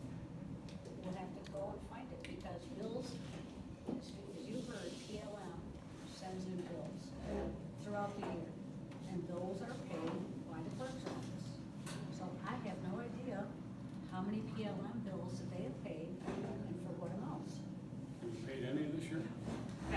We paid bills, but we take bills off of what we receive from the treasurer. And that's what I'm saying, we haven't, last year or this year, reconciled to say, this is $19,320, sad money. Nothing has been put into, if you wrote us a check, into that account, into that revenue account. And that's what I can do with settlement, when I settle with the county, and all of our books are straight. Even before. No, you shouldn't be settling on sad money with the county. I know you are, because you're collecting it and you're probably turning it over, but really all the county is doing is just basically handing it right back to you, because they have nothing to do with it. So, if they handed back $12,000, then that's what they handed back. In their settlement report, if they did have the money and were giving it back, it should have been in the settlement report how much of it they gave back. We can go through all that. Right. When you and I work together, we can look at every Yep. single line in there. Yep. May I? Mary? Okay. I also have to put a $12,000 receivable on the records for the general ledger in accordance with last year's audit, because your account was not reconciled last year either.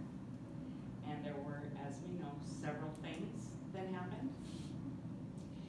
And it's still, the auditors put that on the books, that the tax account owes the general fund $12,000 from that. So if for 2 years you haven't found that, then that's up to the board, obviously, like she said. But if you were working on that for 2 years or not working on it, then how are you gonna find the $10,000 you're missing on this one to pay us the special assessment, which you already got a copy of the check that we got from settlement, so you know how much we got paid by the county. And you have your list of what you received, so you know how much you owe us, but you don't have that in the bank according to your records. So if you got that 10,000 to find, and then find this 12,000, or however much it is, to actually reconcile from 2 years ago, how long will it take? That is something that definitely cannot be resolved in 1 month. Right, and that's going back and looking at all the records. That's a lot. That's gonna be pretty challenging, Cindy. It will be challenging. Especially if any of it predates Jan too, you know, I don't know. It's like going back and doing a forensic audit, which is what you pay big monies of a bookkeeper to do. But I would suggest you try to do it first yourself and not pay big money.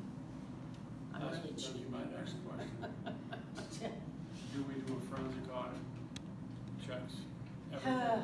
I don't think the believe thing half is what right I've now, heard. if you did a forensic Tell you. audit, even just on the SAD account, it's gonna open a lot of other Pandora's boxes of other accounts where the money may have gone into when it shouldn't have, and then they're gonna, it's like a spider web, you know, okay, so if now it impacted this account, now we also have to forensically watch that account and see, you know, 3 or how 4 that down the line. impacted that money, right? And so, I would suggest, you know, first trying to figure it out internally. But that is truly where it could lead to. And it's really important because, again, like I stated in the letter, Jan, and I know you know this, we all know this as taxpayers, that is not your money. You know, that's sad. You were just like the fiduciary of it. You were the bank in that case. This association decided that they wanted to pay out of pocket for that SAD. And you said, because we got good bank balances, we're willing to front the money to you. And then you'll pay us back. Okay, so you really technically pay sometimes before you even get the money in. But in the end, it's a 0-0. It's a in and out. It's how much we collect from you, it's how much we pay in your bills. We take a little bit off for those administrative costs, like she talked about, the $6,100, and we should be back to 0.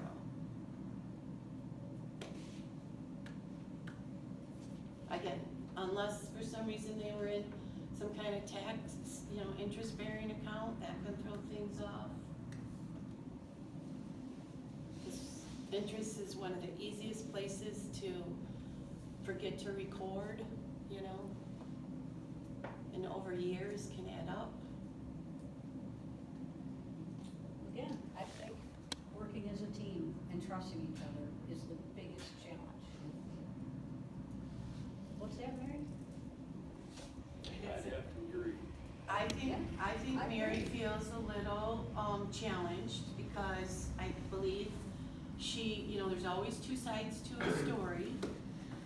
But I do believe that she believes that she has tried to help. Maybe some of it is terminology too. Maybe Mary uses more accounting terms that Jan doesn't understand, you know, which is, and that's not a bad thing. It's because, again, you're elected by the people. There's no qualifications for these jobs. Do you have a degree in bookkeeping and accounting? Not with me. Well, have you gotten one? No. Okay. So, you know, that maybe it's a communication issue that has sparked the tension between the two of you. But, Mary, Yes, ma'am. you're willing to work on this, right? If I'm there. Yes, if you're there, I will. Otherwise, I won't take verbal abuse. Right. Well, we know that. Nobody's going to take verbal abuse. Right. And that's where I question individuals saying, well, gotta be a team, gotta be a team. Mhm. Everybody except for one individual, but I see, from what I've heard, are trying to be a team. So then the question becomes, I get it, because I understand, I hear what you're saying. So to you, it feels like there's an impasse here. There's no clear answer or solution. other than for Jan to leave and to start over, right? Or, like you said, you can call the forensic audit. I have another township I'm working with. They actually, before they do the forensic audit, are having that forensic audit company come in and see if they could spend a short amount of time to clean up the books. And if not, they'll move straight into the forensic audit. That's an option too. Oh, we hired a new audit company for considerably less. Yeah, the auditing is So- completely different than what I'm we're talking saying, about let me here. finish. I'm just wondering if we can throw some more money in that. Is there a different team of different people?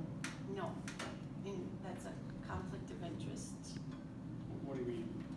Your auditor, even if they have, if it's a big auditing firm, let's say Manor Custarian, who does have a whole bookkeeping firm and a whole auditing firm, the fact that they both still work for the same firm that has 3 partners that own it is a conflict Well, of my interest. question was, is if we have this group, you know, do a broader audit, dig a little deeper.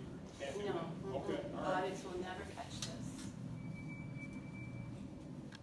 And I think that that's why, and Jan, to your, in your defense, that's why this has gone on for so long, in some cases, is because I think all of us, maybe, I'll speak for myself, were under the impression that if we got a good audit, we're good. Yeah, that's We're all. good. We got a good audit. We passed our audit. You know what I'm saying? I mean, we passed our audit. Why isn't that acceptable?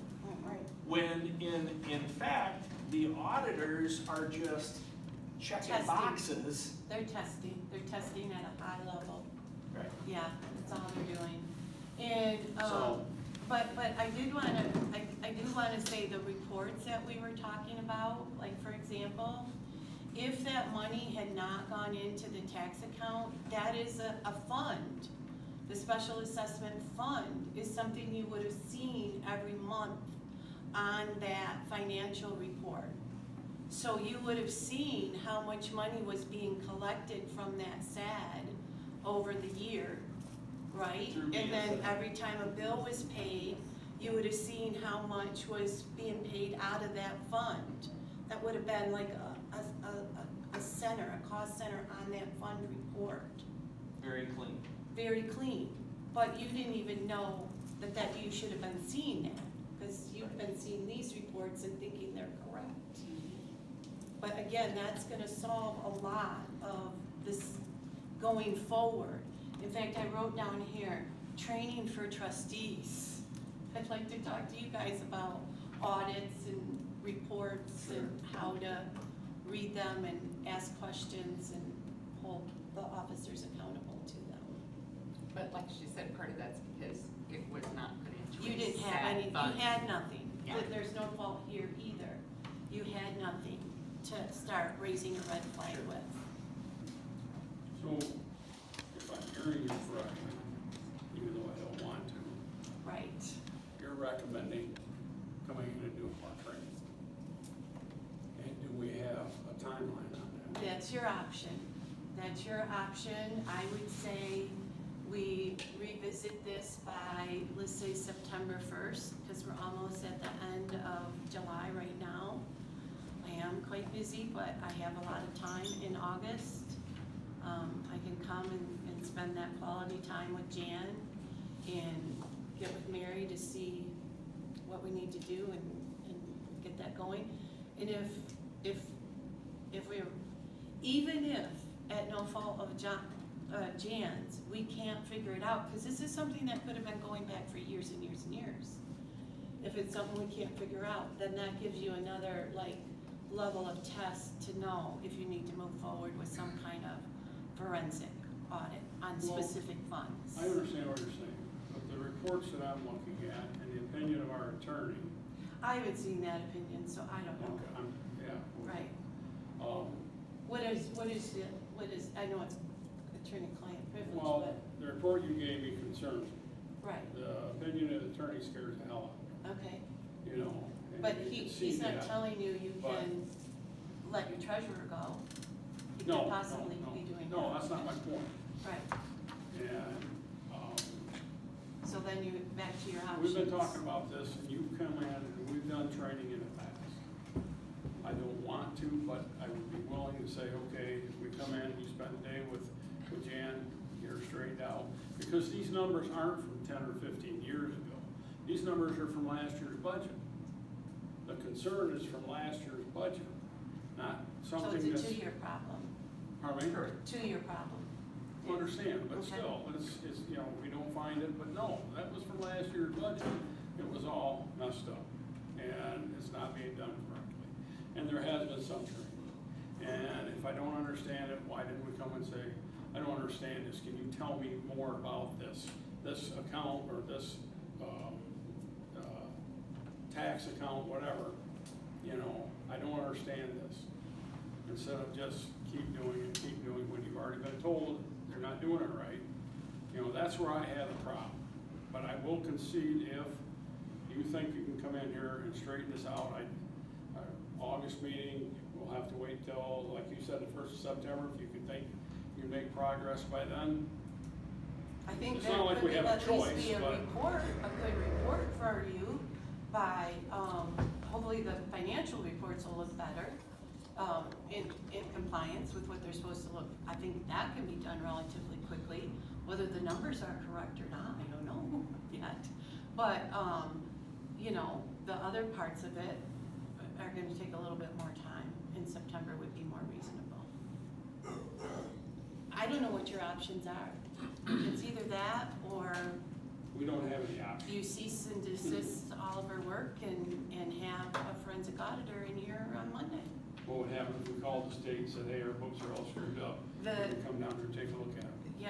Yeah, so before you can even have a forensic audit, you do have to run that through the, Department of Treasury, Kerry Bond's office, and he has to, okay, for the forensic audit. And I'll tell you what he's gonna do. He's gonna say he looked at your audit and he doesn't see any concern to do a forensic audit.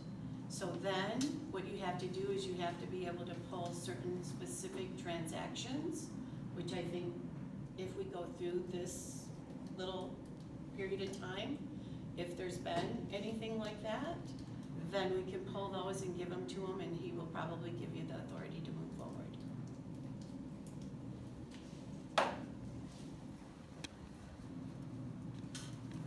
I personally think we send our audit, year report, and our attorney's response.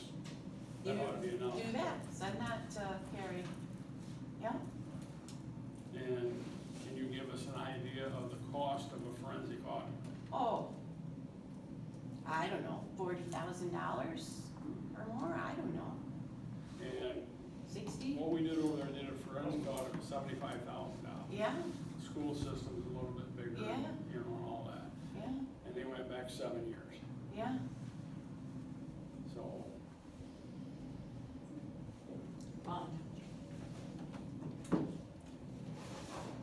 a bond. Yeah, Treasurer. You guys. You what? A bond. The treasurer has a bond. Yeah, right, you would turn it in on your insurance, yeah, on the bond. Yep. But usually the bond don't cover, the bond will only cover the forensic audit if there is, impropriety found. But if everything's hunky-dory, then we'll pay it. It might not be hunky-dory, it might just be, they might say it's simple accounting error, not malicious intent. then Malicious it's not intent has covered. to be approved. Hmm? And then it's not covered. Right. Well, they're not covered by your attorney, we take it to court and stuff, right? So. Yeah, your choice. You wanna take any direction? What are the thoughts?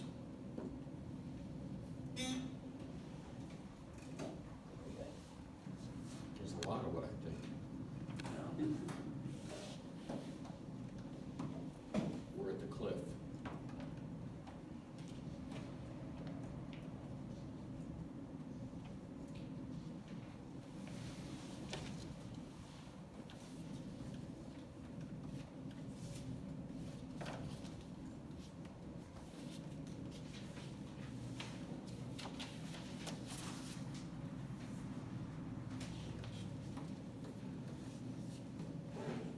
ask Cindy another question?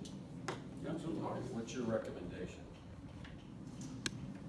I personally don't feel comfortable unless you give me one more shot at it, because as Jan said, I did not sit and have her try to generate reports off from, I can tell you, she showed me all of her records and they were meticulous, which is good, because that makes things easier to find.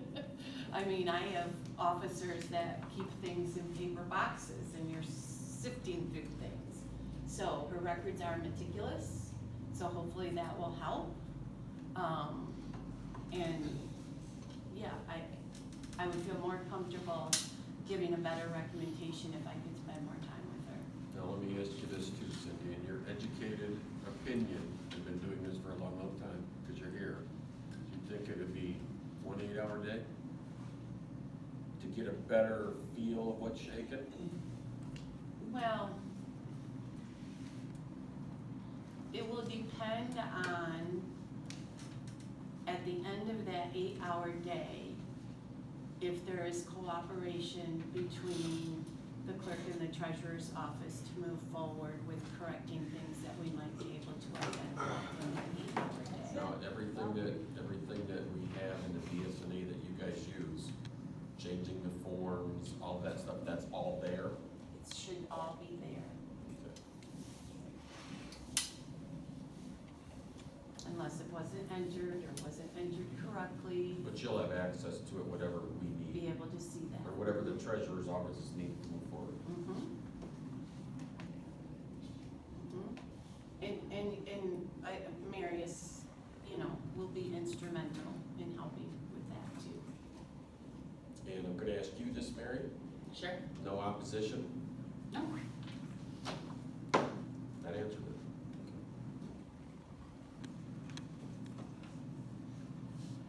So I guess it comes down, really, at the end of the day, Jan, I've heard you say that you're willing to be a team player. You're willing to learn. You wanna do this correctly, which I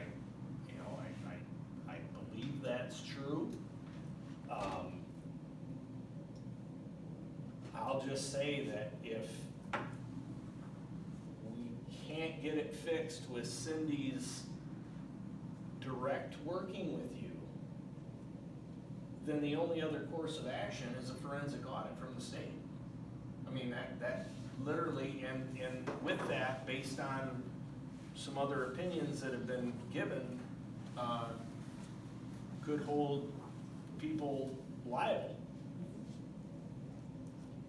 So, are you willing to work with Mary? I tried really hard every day to work with Mary. That wasn't, I didn't That's not ask what you. we said. I wanna know yes or no? Yes. Okay. Yes. Okay. So, I think that's,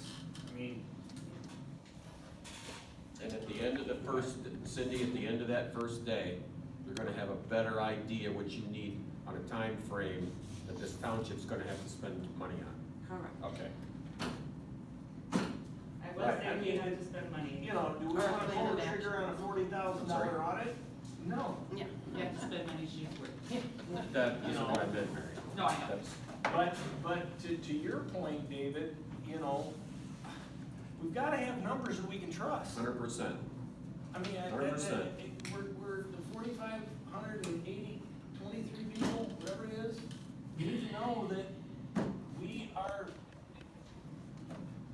doing the right thing with their money.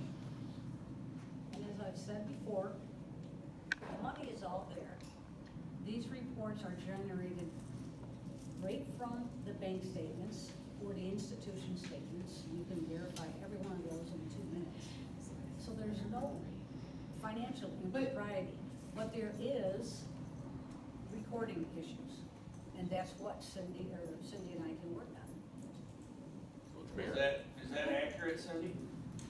Well, so the thing is yes, I'm gonna say no, because unless I'm incorrect, have you been able to balance your bank statements every month to your BSNA accounting software?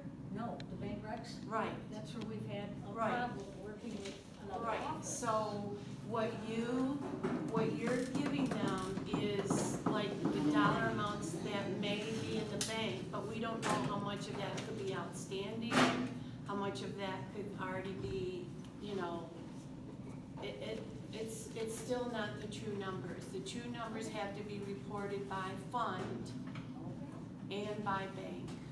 great. You can work with me on that. I'll be happy to work with you. Yep, and then they have to be able to balance and reconcile Yes. to the software. Then you will know that your report is accurate. But without balancing, I'd like to think the numbers are correct on the report, but I could not confirm that. Tim, I got another name for Cindy. Especially because it is my understanding there has been money moved around from certain accounts to cover things, to cover other things. So again, you can see how that would skew a bottom number, right? Because that report that you're seeing could have a dollar amount on it, but if money was moved in there that wasn't supposed to be, then that number's not right, nor is the number from the other account right. Yep, I agree. Right. And it's black and white, no matter right or wrong. Can I ask a question? Sure. Just did. She was, I hate when you do that. She was very confident that you could see in 2 minutes flat that her numbers are right. Are those numbers taken directly from the bank statement? Yes. So they're not reconciled numbers. It is, you're giving us the number that's on the bank statement. So That's we could correct. just give you a copy of the bank statement and that would be, Exactly. which is, But Mary, we which is. covered that part. Now, my next question for you, Cindy, is who's gonna reach out to who? Because I want something done on this tomorrow with a date. Yeah, I'm gonna Yeah. contact Cindy, Steve. we're gonna set up I a agree. date. That's it. yeah. Then Shayna, when you know a date, you can let us know through an email? Yep. Ah, I will Thank do you. that. Okay. Sounds good. You said you could do this in August. Hmm? Multiple August days. first. Huh? Yeah, August I first? mean, All right, any day at the 29th of July on. okay. I think you understand our, opinion and where we need to be with this, so. Well, and I just, and I'll make one last, again, I got nothing against Jan, I got nothing against you. I really don't. I have no hard feelings or anything else. This is about work, this is about numbers, Business. business, and that's it. I It has agree. nothing to do with personalities or anything else, number one. Number two, I want it known that, from the public standpoint, that this board is trying and working toward a resolution to get this straightened out. To Mark's comment, with regards to, I appreciate that, but until it's fixed, I'm not gonna be happy. I think, nobody wants to do things that are incorrect deliberately. I hope not, or I guess maybe there are some people, but none of the group that's here, like, we're trying to do what's right. So, let's put our pride in our back pocket, let's put our attitudes at the door, and let's work together and straighten it out. That's simple as that. And, be done. I agree. Okay. Anything else? Moving on. Data center moratorium.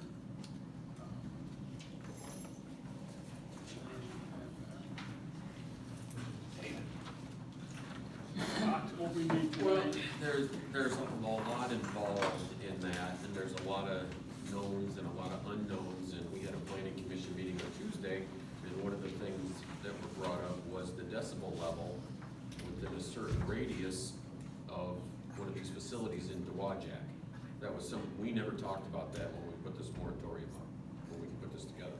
It didn't come to light until Tuesday, when when it got brought to us, so there's a lot of unknowns, so.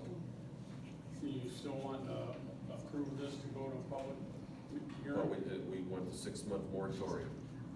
Yes, I mean, when it's written up, you want it 6 months, but what we need tonight is to approve the planning commission, this, put this to public hearing and move forward with it and approve it that way. Yes. I think it needs to be a motion. Make it a motion. All right. Shannon, can you do that? Yes. Is there a number on this ordinance number? No. Okay. My understanding from, news voicemail was that this is a standard Yes. moratorium that she found through the county. Yes. And, basically, it just allows us, it's kind of like where we were with medical marijuana, when, you know, nothing can happen. Right. You put 6 months to do things over. Well, then we extend it. Yeah, why 6, why not 12 months? Well, that is what the standard is. I think this is basically sent down from the state. Because they aren't ready to, work on anything yet either. But that was alarming about the decibel level that went to like that. Oh, I'll tell you what, what's alarming is what's going on in Saline. Oh, yeah. That is an absolute Monster. travesty to that community. The backdoor deals that were done with Oracle, they called it, I forget even what the name was, I just watched something on it last night. Anyway, yeah. Anyway. You're making a motion? We're making a motion. Motion made and I'll second. supported. Are you gonna take a bit? My only comment is if we wanna add that decimal thing. We will. Add that, do the public hearing and bring it back. Okay. Any further discussion? Roll call, please. Roll call vote, Humphrey, Yes. O'Shaughnessy. Yes. Utenhoe. Yes. Heckley. Yes. Shaw. Yes. Motion carried, thank you. Somerset Road work, we had that contract, we've had it for a few months now. This is what was put in the budget to cover the $107,750. So, but we just never approved, this contract as it's written.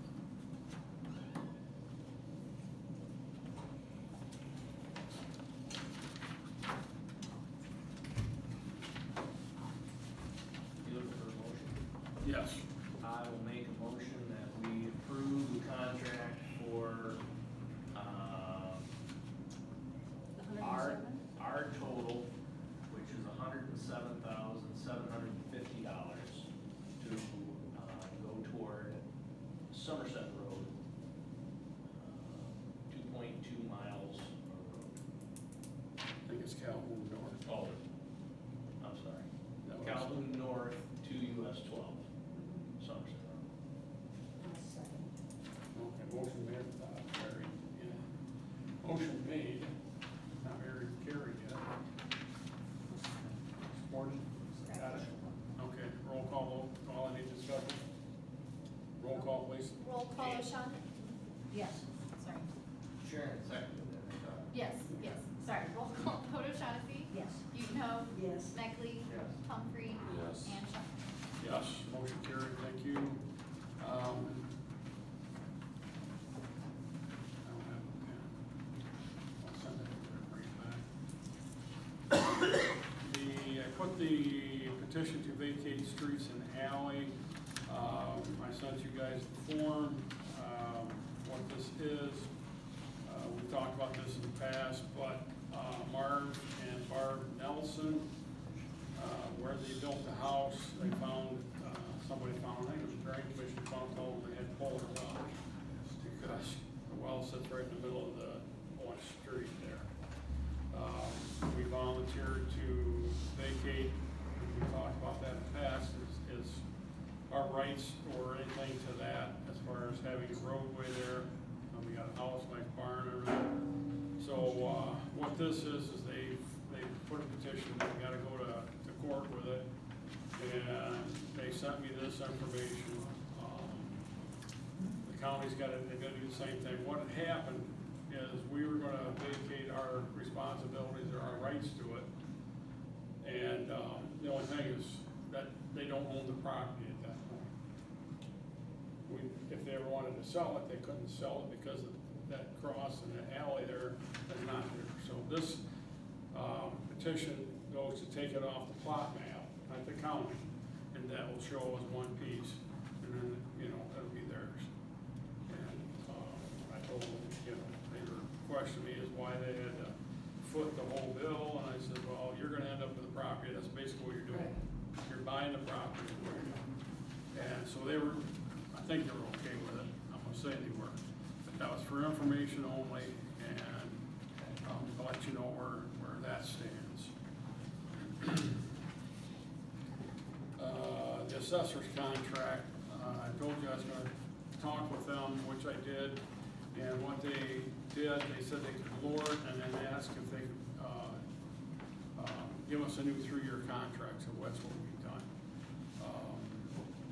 That's, $99,000, 101.97, and 105.024 the next 3 years. This year we would have paid the 101, so basically it balanced out for an extra year. Very satisfied with the assessing work. We got good people in here, seem to be knowledgeable, and they get the work done. So, I told them I'd present this and recommend that we accept this 3-year contract. And it'll, what's that? You have to sign it and get it back to them. Well, that was one thing I am gonna add, that we've gotta add the clerk's in here.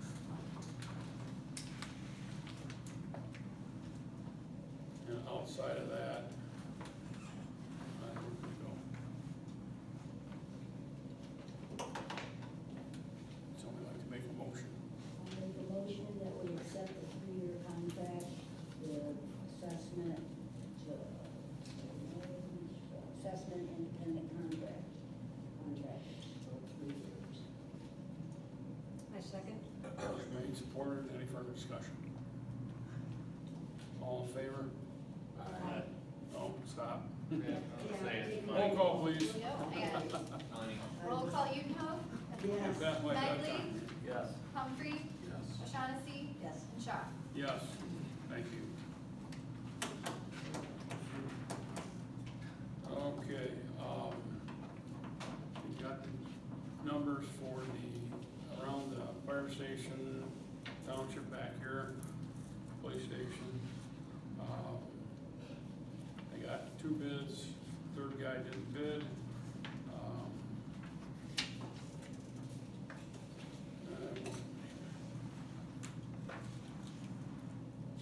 I did send it out to the consortium here, whatever, and I heard back from a couple of them, the main guy being eye restoration. As you see the breakdown of what I have here, I went with the $11,800 with a buster seal coating. They were the low bid actually on both of them, and that's what I'm gonna recommend. And where the heck is that? As far as the fire station, we pay 100% of that, which is, where was that?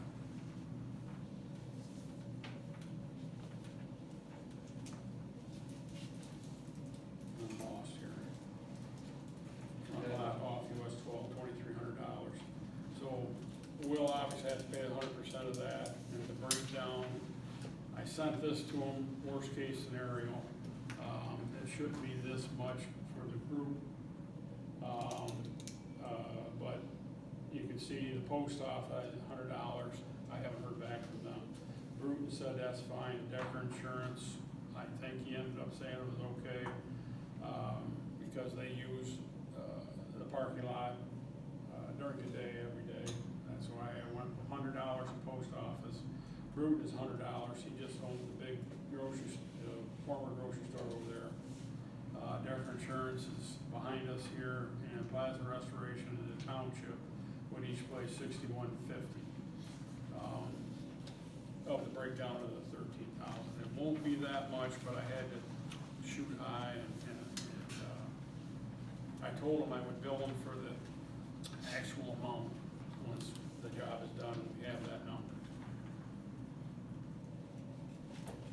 This parking lot probably hasn't been sealed since the late 80s when it was put in. So they're gonna clean it up, get it sealed, get it relined.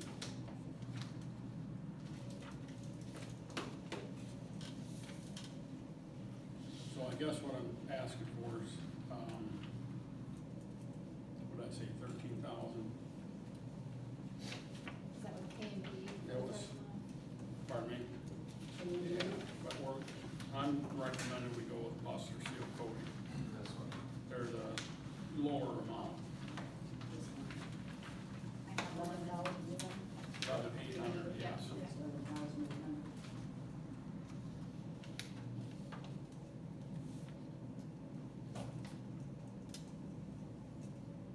Yeah, this one's actually no good, so $11,800. And that covers both? Yes. Got it.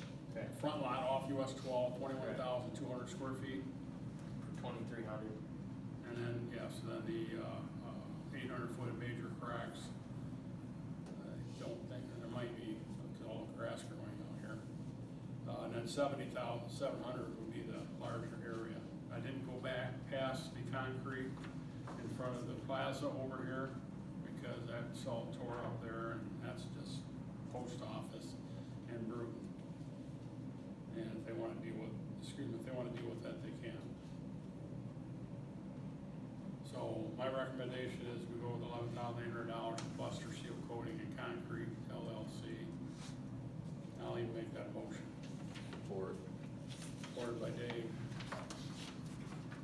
Any further discussion? Roll call, please. Roll call vote. Meckley? Yes. Humphrey? Yes. O'Shaughnessy? Yes. Utenhoe? Yes. And Shaw. Yes, motion carried, thank you.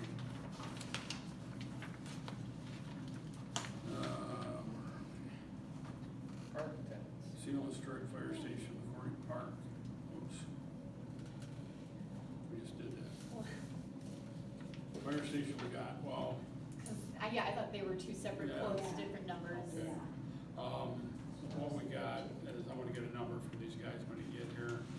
If they want us, I don't know if we need to seal coat the whole thing right now, but when I was over there on the 4th of July, there's a big crack, makes a speed bump. We definitely need to get that dealt with. If they feel that we should seal coat it, then I'll bring that number back. That's referring to McCourty Park specifically. Yeah, To the driveway. Yeah, to clarify what was just voted on for the 11,800, that would be for the fire station and the plaza. Fire station, police I station. have those separated. Thank you.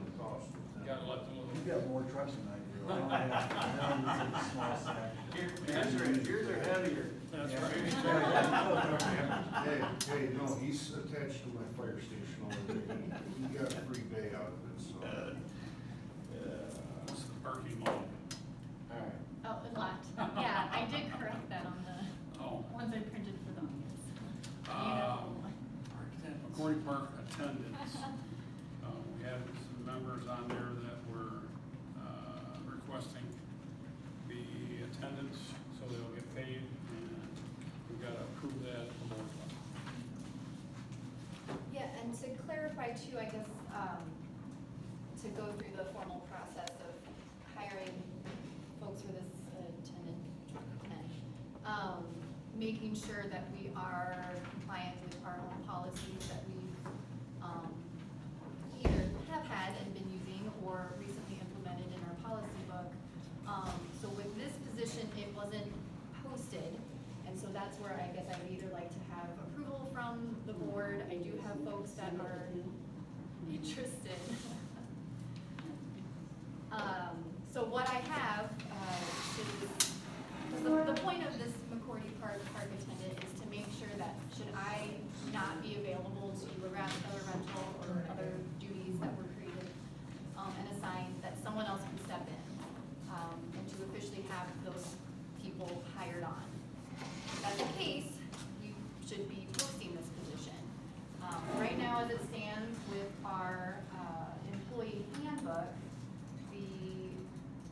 job description,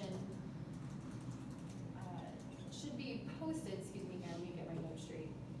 So it says in our policy book that a newly created position should be at minimum posted at the township, but it doesn't specify how long. So I guess that's a policy, detail that I would like clarification on, if there is a set amount, or if just posting the position within our township to allow for anyone to apply suffice. Has he been helping? I'm assuming we're talking about John. Well, I'm not actually talking about anyone, so, Oh, just because I want to keep it fair, but it Let's it back would this pertain up. to John, yes. My understanding is John was here, John did the work, and he'd been volunteering. And you basically put him on at the park committee, and you paid him, that's what I was told. Has he gotten a check from the township? So he's been paid through the committee for the committee meetings, and when he covered one Rathskeller rental for me last fall, that was a request for payment, for that specific event. So, yes, he's understand been, what you're he's saying. been paid, We need to get that straightened out. yes. But to me, it's no different than Joe. John's been here, did the work, John's here, got paid. You know, we're not talking a full-time job or even a part-time job. Right, right. It's Just hit someone to and help me miss. cover, just someone to help. So I think it's okay just to prove John and move on. Yeah. You know, let's fix that, but Mhm. that, in my mind, doesn't pertain to what we're talking about. So I'll make a motion, we approve John as, one of the attendants. Support.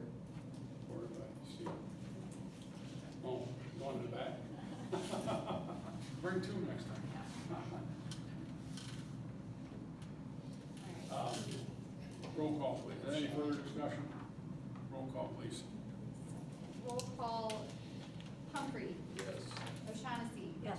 Utenhoe. Yes. Neckley. Yes. And Shaw. Yes. Motion carried, thank you.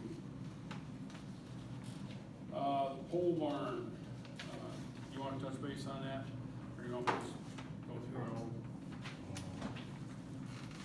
Basically, you basically, we're gonna find out whether the cost you have is gonna be any more with wanting to do the 16-foot and the 9-foot door. What, the reply I got, first he said it wasn't gonna be that much, and it's not, it's $1,300. But my question to him is he okay with, basically piecing it out like we did over here? Which saved us, over here is about $20-some thousand. Over there, it might only be $1,300 that it costs to change if we'll pay him as the, contractor to put up the building, and I'll hire another guy to do the concrete, and we'll hire the guy that we use throughout the fire department, and basically the whole building's here. AJ Doors, is that where, Rick? Yes. And he's the one who put these doors in, and, you know, we'll just pay him to do those doors. And we've got the maintenance contract with him on our doors, so that's the route I would like to take.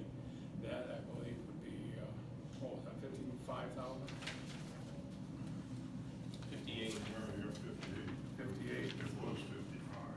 I think you got the 58 when you included the 10-foot apron, maybe. Oh, that's probably it, because we've gotta have an apron on it, in my opinion. 10 foot coming out from the front of the building, part of the doors. So, And basically what I staked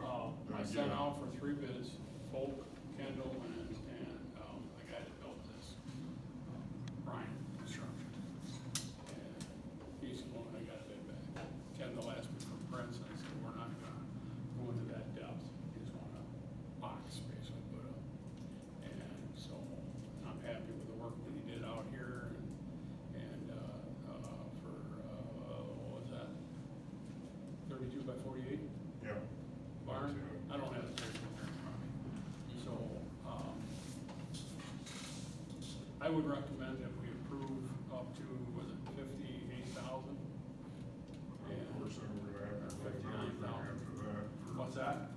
I said then we'll have to budget whatever after that for power. Yeah, I mean, we wanna get the structure up, and if we don't have power in it this winter, and so we don't put Yeah. water items in it, but, yeah, let's get this piece done. Okay. And everybody can put lights in it, you know, put lights on it, which I think we should, but with this year's budget, I think we got enough to get this put up and then budget for more after that. So I'd ask approval to spend up to $59,000 to get this structure put up. I wanna say 59, due to the fact that, we're going to the 16-foot door. He bid on 2 10-foot doors, and thought we ought to have a 16-foot door. I agree, let's go with that. And that was gonna be $1,300 more, and I found that out today. So if we go with 59,000, and, you know, I'll do the general, contractor on it, and get it put up that way. We should be less than that, but I don't wanna say 56 and end up at 59. So.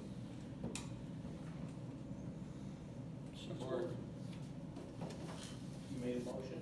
I'll make that motion, yes. Support by Steve. Any further discussion?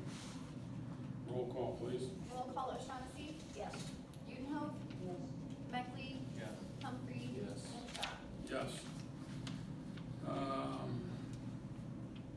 Trying to look down through here and see if we're done spending money.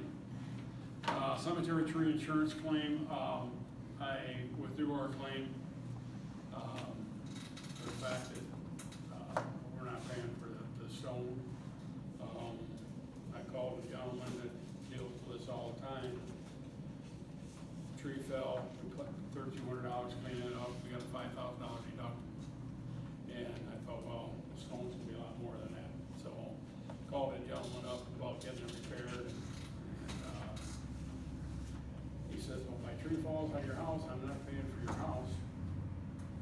I go, what do you mean? He says, stones are the, owner, what do you want to call it, they purchased the right to bury people there, and the monument is theirs, so their insurance company should have to pay it.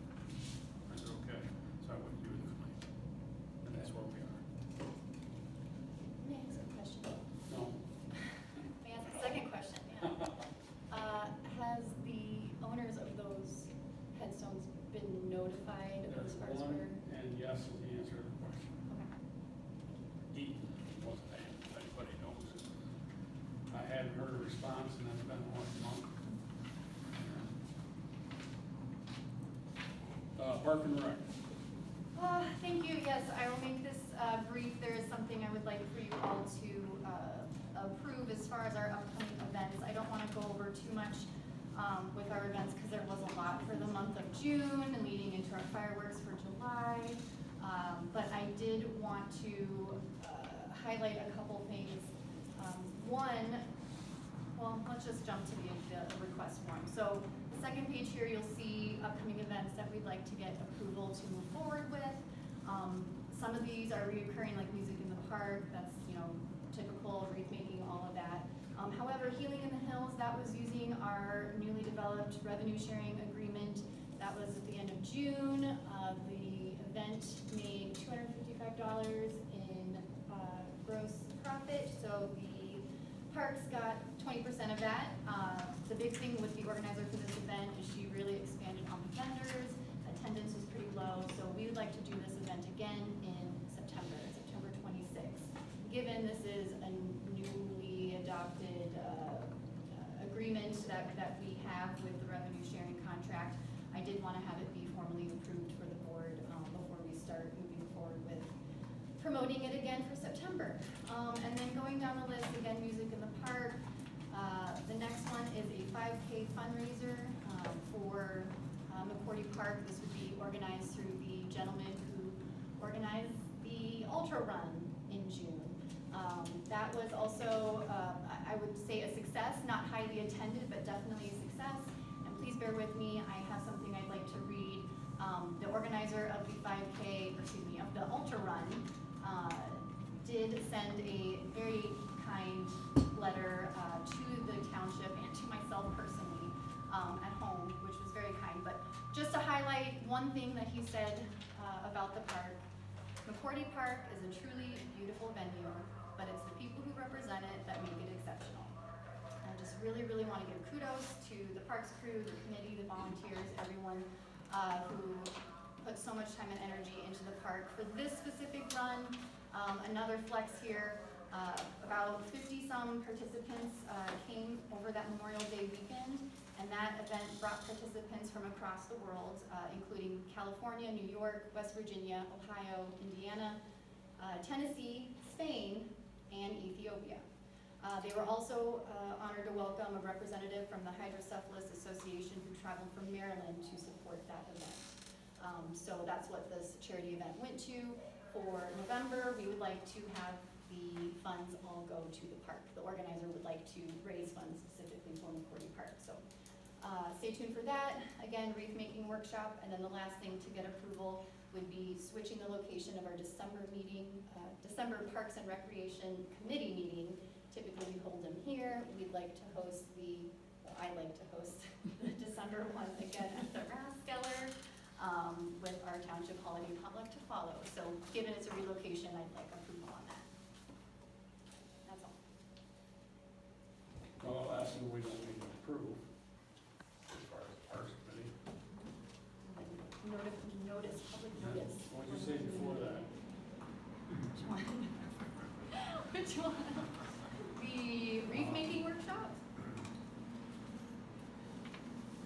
Wreath making workshop. Okay, what are you looking for approval for? Well, specifically Healing in the Hills, because there's gonna be money generated from that. That organizer is doing the revenue share. Okay, what do you want to do, what did you say it was? Healing in the Hills. Yeah, so I'd like to approve the following I McCourty heard Park events for the remaining 2026 Stealing in the season. hills, I believe it's stealing. I talked All really right. fast, sorry. Healing in the Hills. We want to quickly go through one and one, or you want to just read them all off and, I think we, Do it all in one. I think we can do it all in one. okay? I mean, That's I this would, group here? I mean, Yes, we're gonna approve them all. those- All right.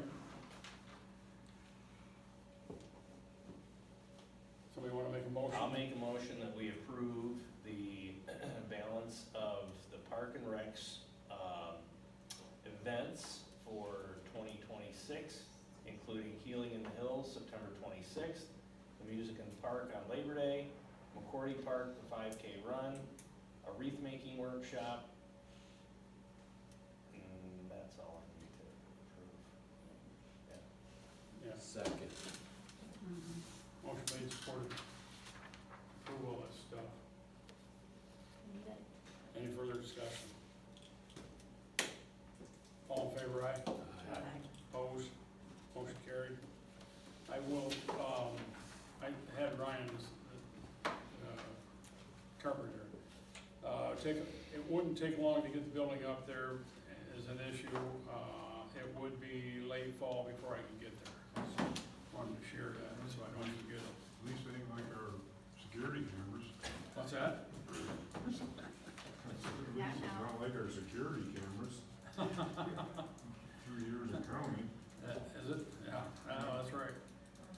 Well, speaking of security, do we have this camera out here on the building fixed?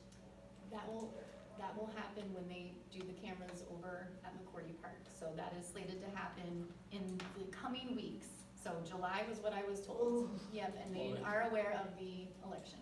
Well, the issue with this is, in here, which should be separate from the other cameras.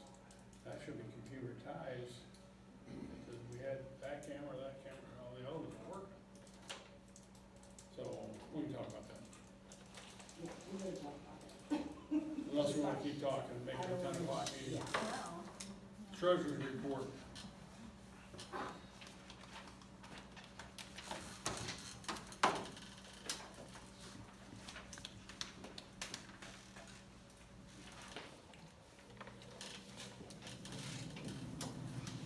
Hearing nothing, we're gonna move on. Public comment. Anybody Just else? real quick, Tim, tomorrow morning at 8 o'clock, we'll be in the back parking lot. We'll be conducting hose testing for the fire hose. So that's about 8 in the morning till about 1 or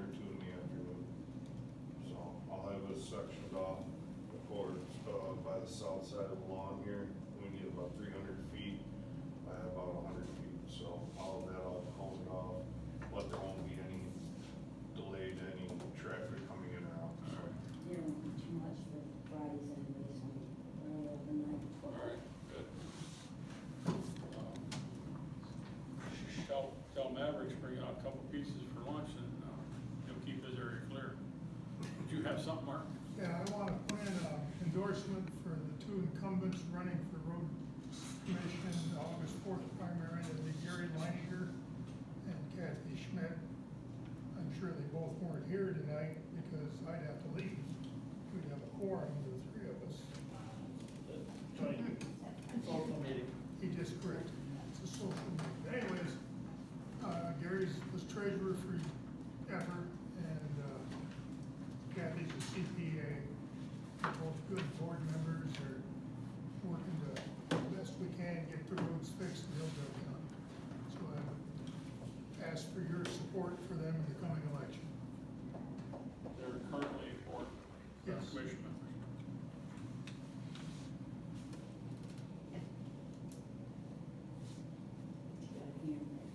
Anybody from the public? I can't see you, Rich, it's not too high. Yeah, hey, Bob. Go ahead, Bob. You know, I gotta honestly say tonight was the most beautiful thing I've ever seen. I hope our county can adapt to doing what you guys have done here Oh, we tonight. know damn well you weren't looking in the mirror then. But as Sorry, I Bob. wanna say, those folks that are running, you know, I'm also put in the books for running for county road as well. And I don't, wanna say mixing what's going on in our county with what we have, what you guys have just now given us. We need to look at what our county's doing as well. So I hope that maybe this will become an adoption, something that we can bring to the county, that all people can actually have an open forum and look at what you guys have done here. Thank you. Thanks, Bob. Anybody else? I'm here for an ask for the Board of Trustees. My name is Brenda Curtis. I go to Somerset Center United Methodist Church, and I'm here in place of Pastor Ruby. Our church will be closing by the 1st of September, but we started a ministry in our parking lot where we put we call it blessing box, and we put hygiene items in it, pantry items in it, and we discovered that we had a homeless community, so we put some like tarps in it, Pop-Top proteins. We do not know exactly what's going to happen with the church.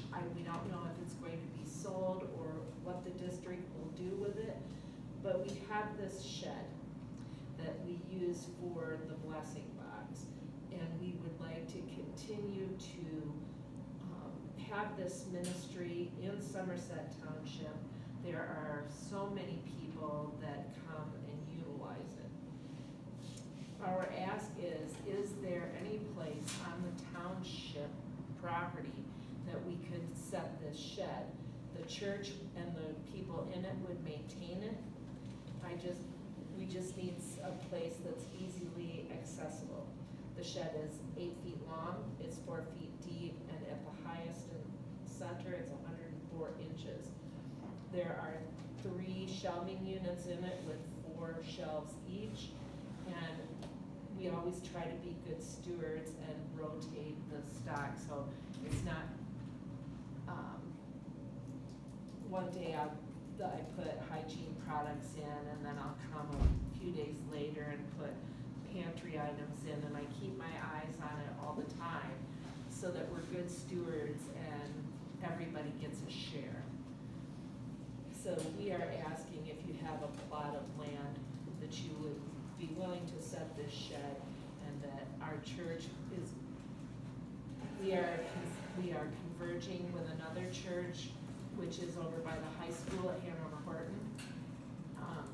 As of September 1st, that church will become known as the New Hope United Methodist Church. But right at the moment, it's Hillside United Methodist Church. So we would love it if you would consider to put that box up here, and we will take care of it for the people in this community. Thank you. Does anybody have any objection to that? Are you kidding? I gotta ask. My thought is, if you wanna meet me up here, probably tomorrow, maybe Monday. I can do Monday. cell numbers on the website. Give me a call, send me a I think I text. have your cell number. What's that? I said, I think I have your cell number. Everybody's got your number. Everybody's got it, yeah. All right, yeah, if we're good there, then, let's just do that. All right. We'll figure out a spot and put it. Thank you. No, thank you. Exactly. Any other public comment? Board comment? It's been a very productive meeting, and we better move forward. I agree. And we definitely spent enough money tonight. Hopefully we, got the money coming in. All right, any other board comment? What was that, yes, do we have any timeline when we might do something with this building? Yes. Hopefully, we put money in this budget, and I think what I'll do is Ryan's given me, prices on it before. I think it was like 25,000, it'll probably be a little bit more than that now, but I can get a couple people, and I've asked Folk to give me a price on that too, and he never did. There's So, some birds out there. Yeah. Just love, they're eating the side. yeah, they've got some good nests going They've got there. some good nests. I think, thank you for, I always come to this door and I walk fast, I don't pay too much attention to the building, but you're right, we've gotta remember to get that done. Any other board comment? Hearing none, board announcements, the next regular board trustees meeting will take place on Thursday, August 20th, 2026, at 7 p.m. right here. Primary election will be held at Somerset Township Hall on Tuesday, August 4th, 2026, from 7 a.m. till 8 p.m. Questions about voting, please contact the clerk's office. We are adjourned.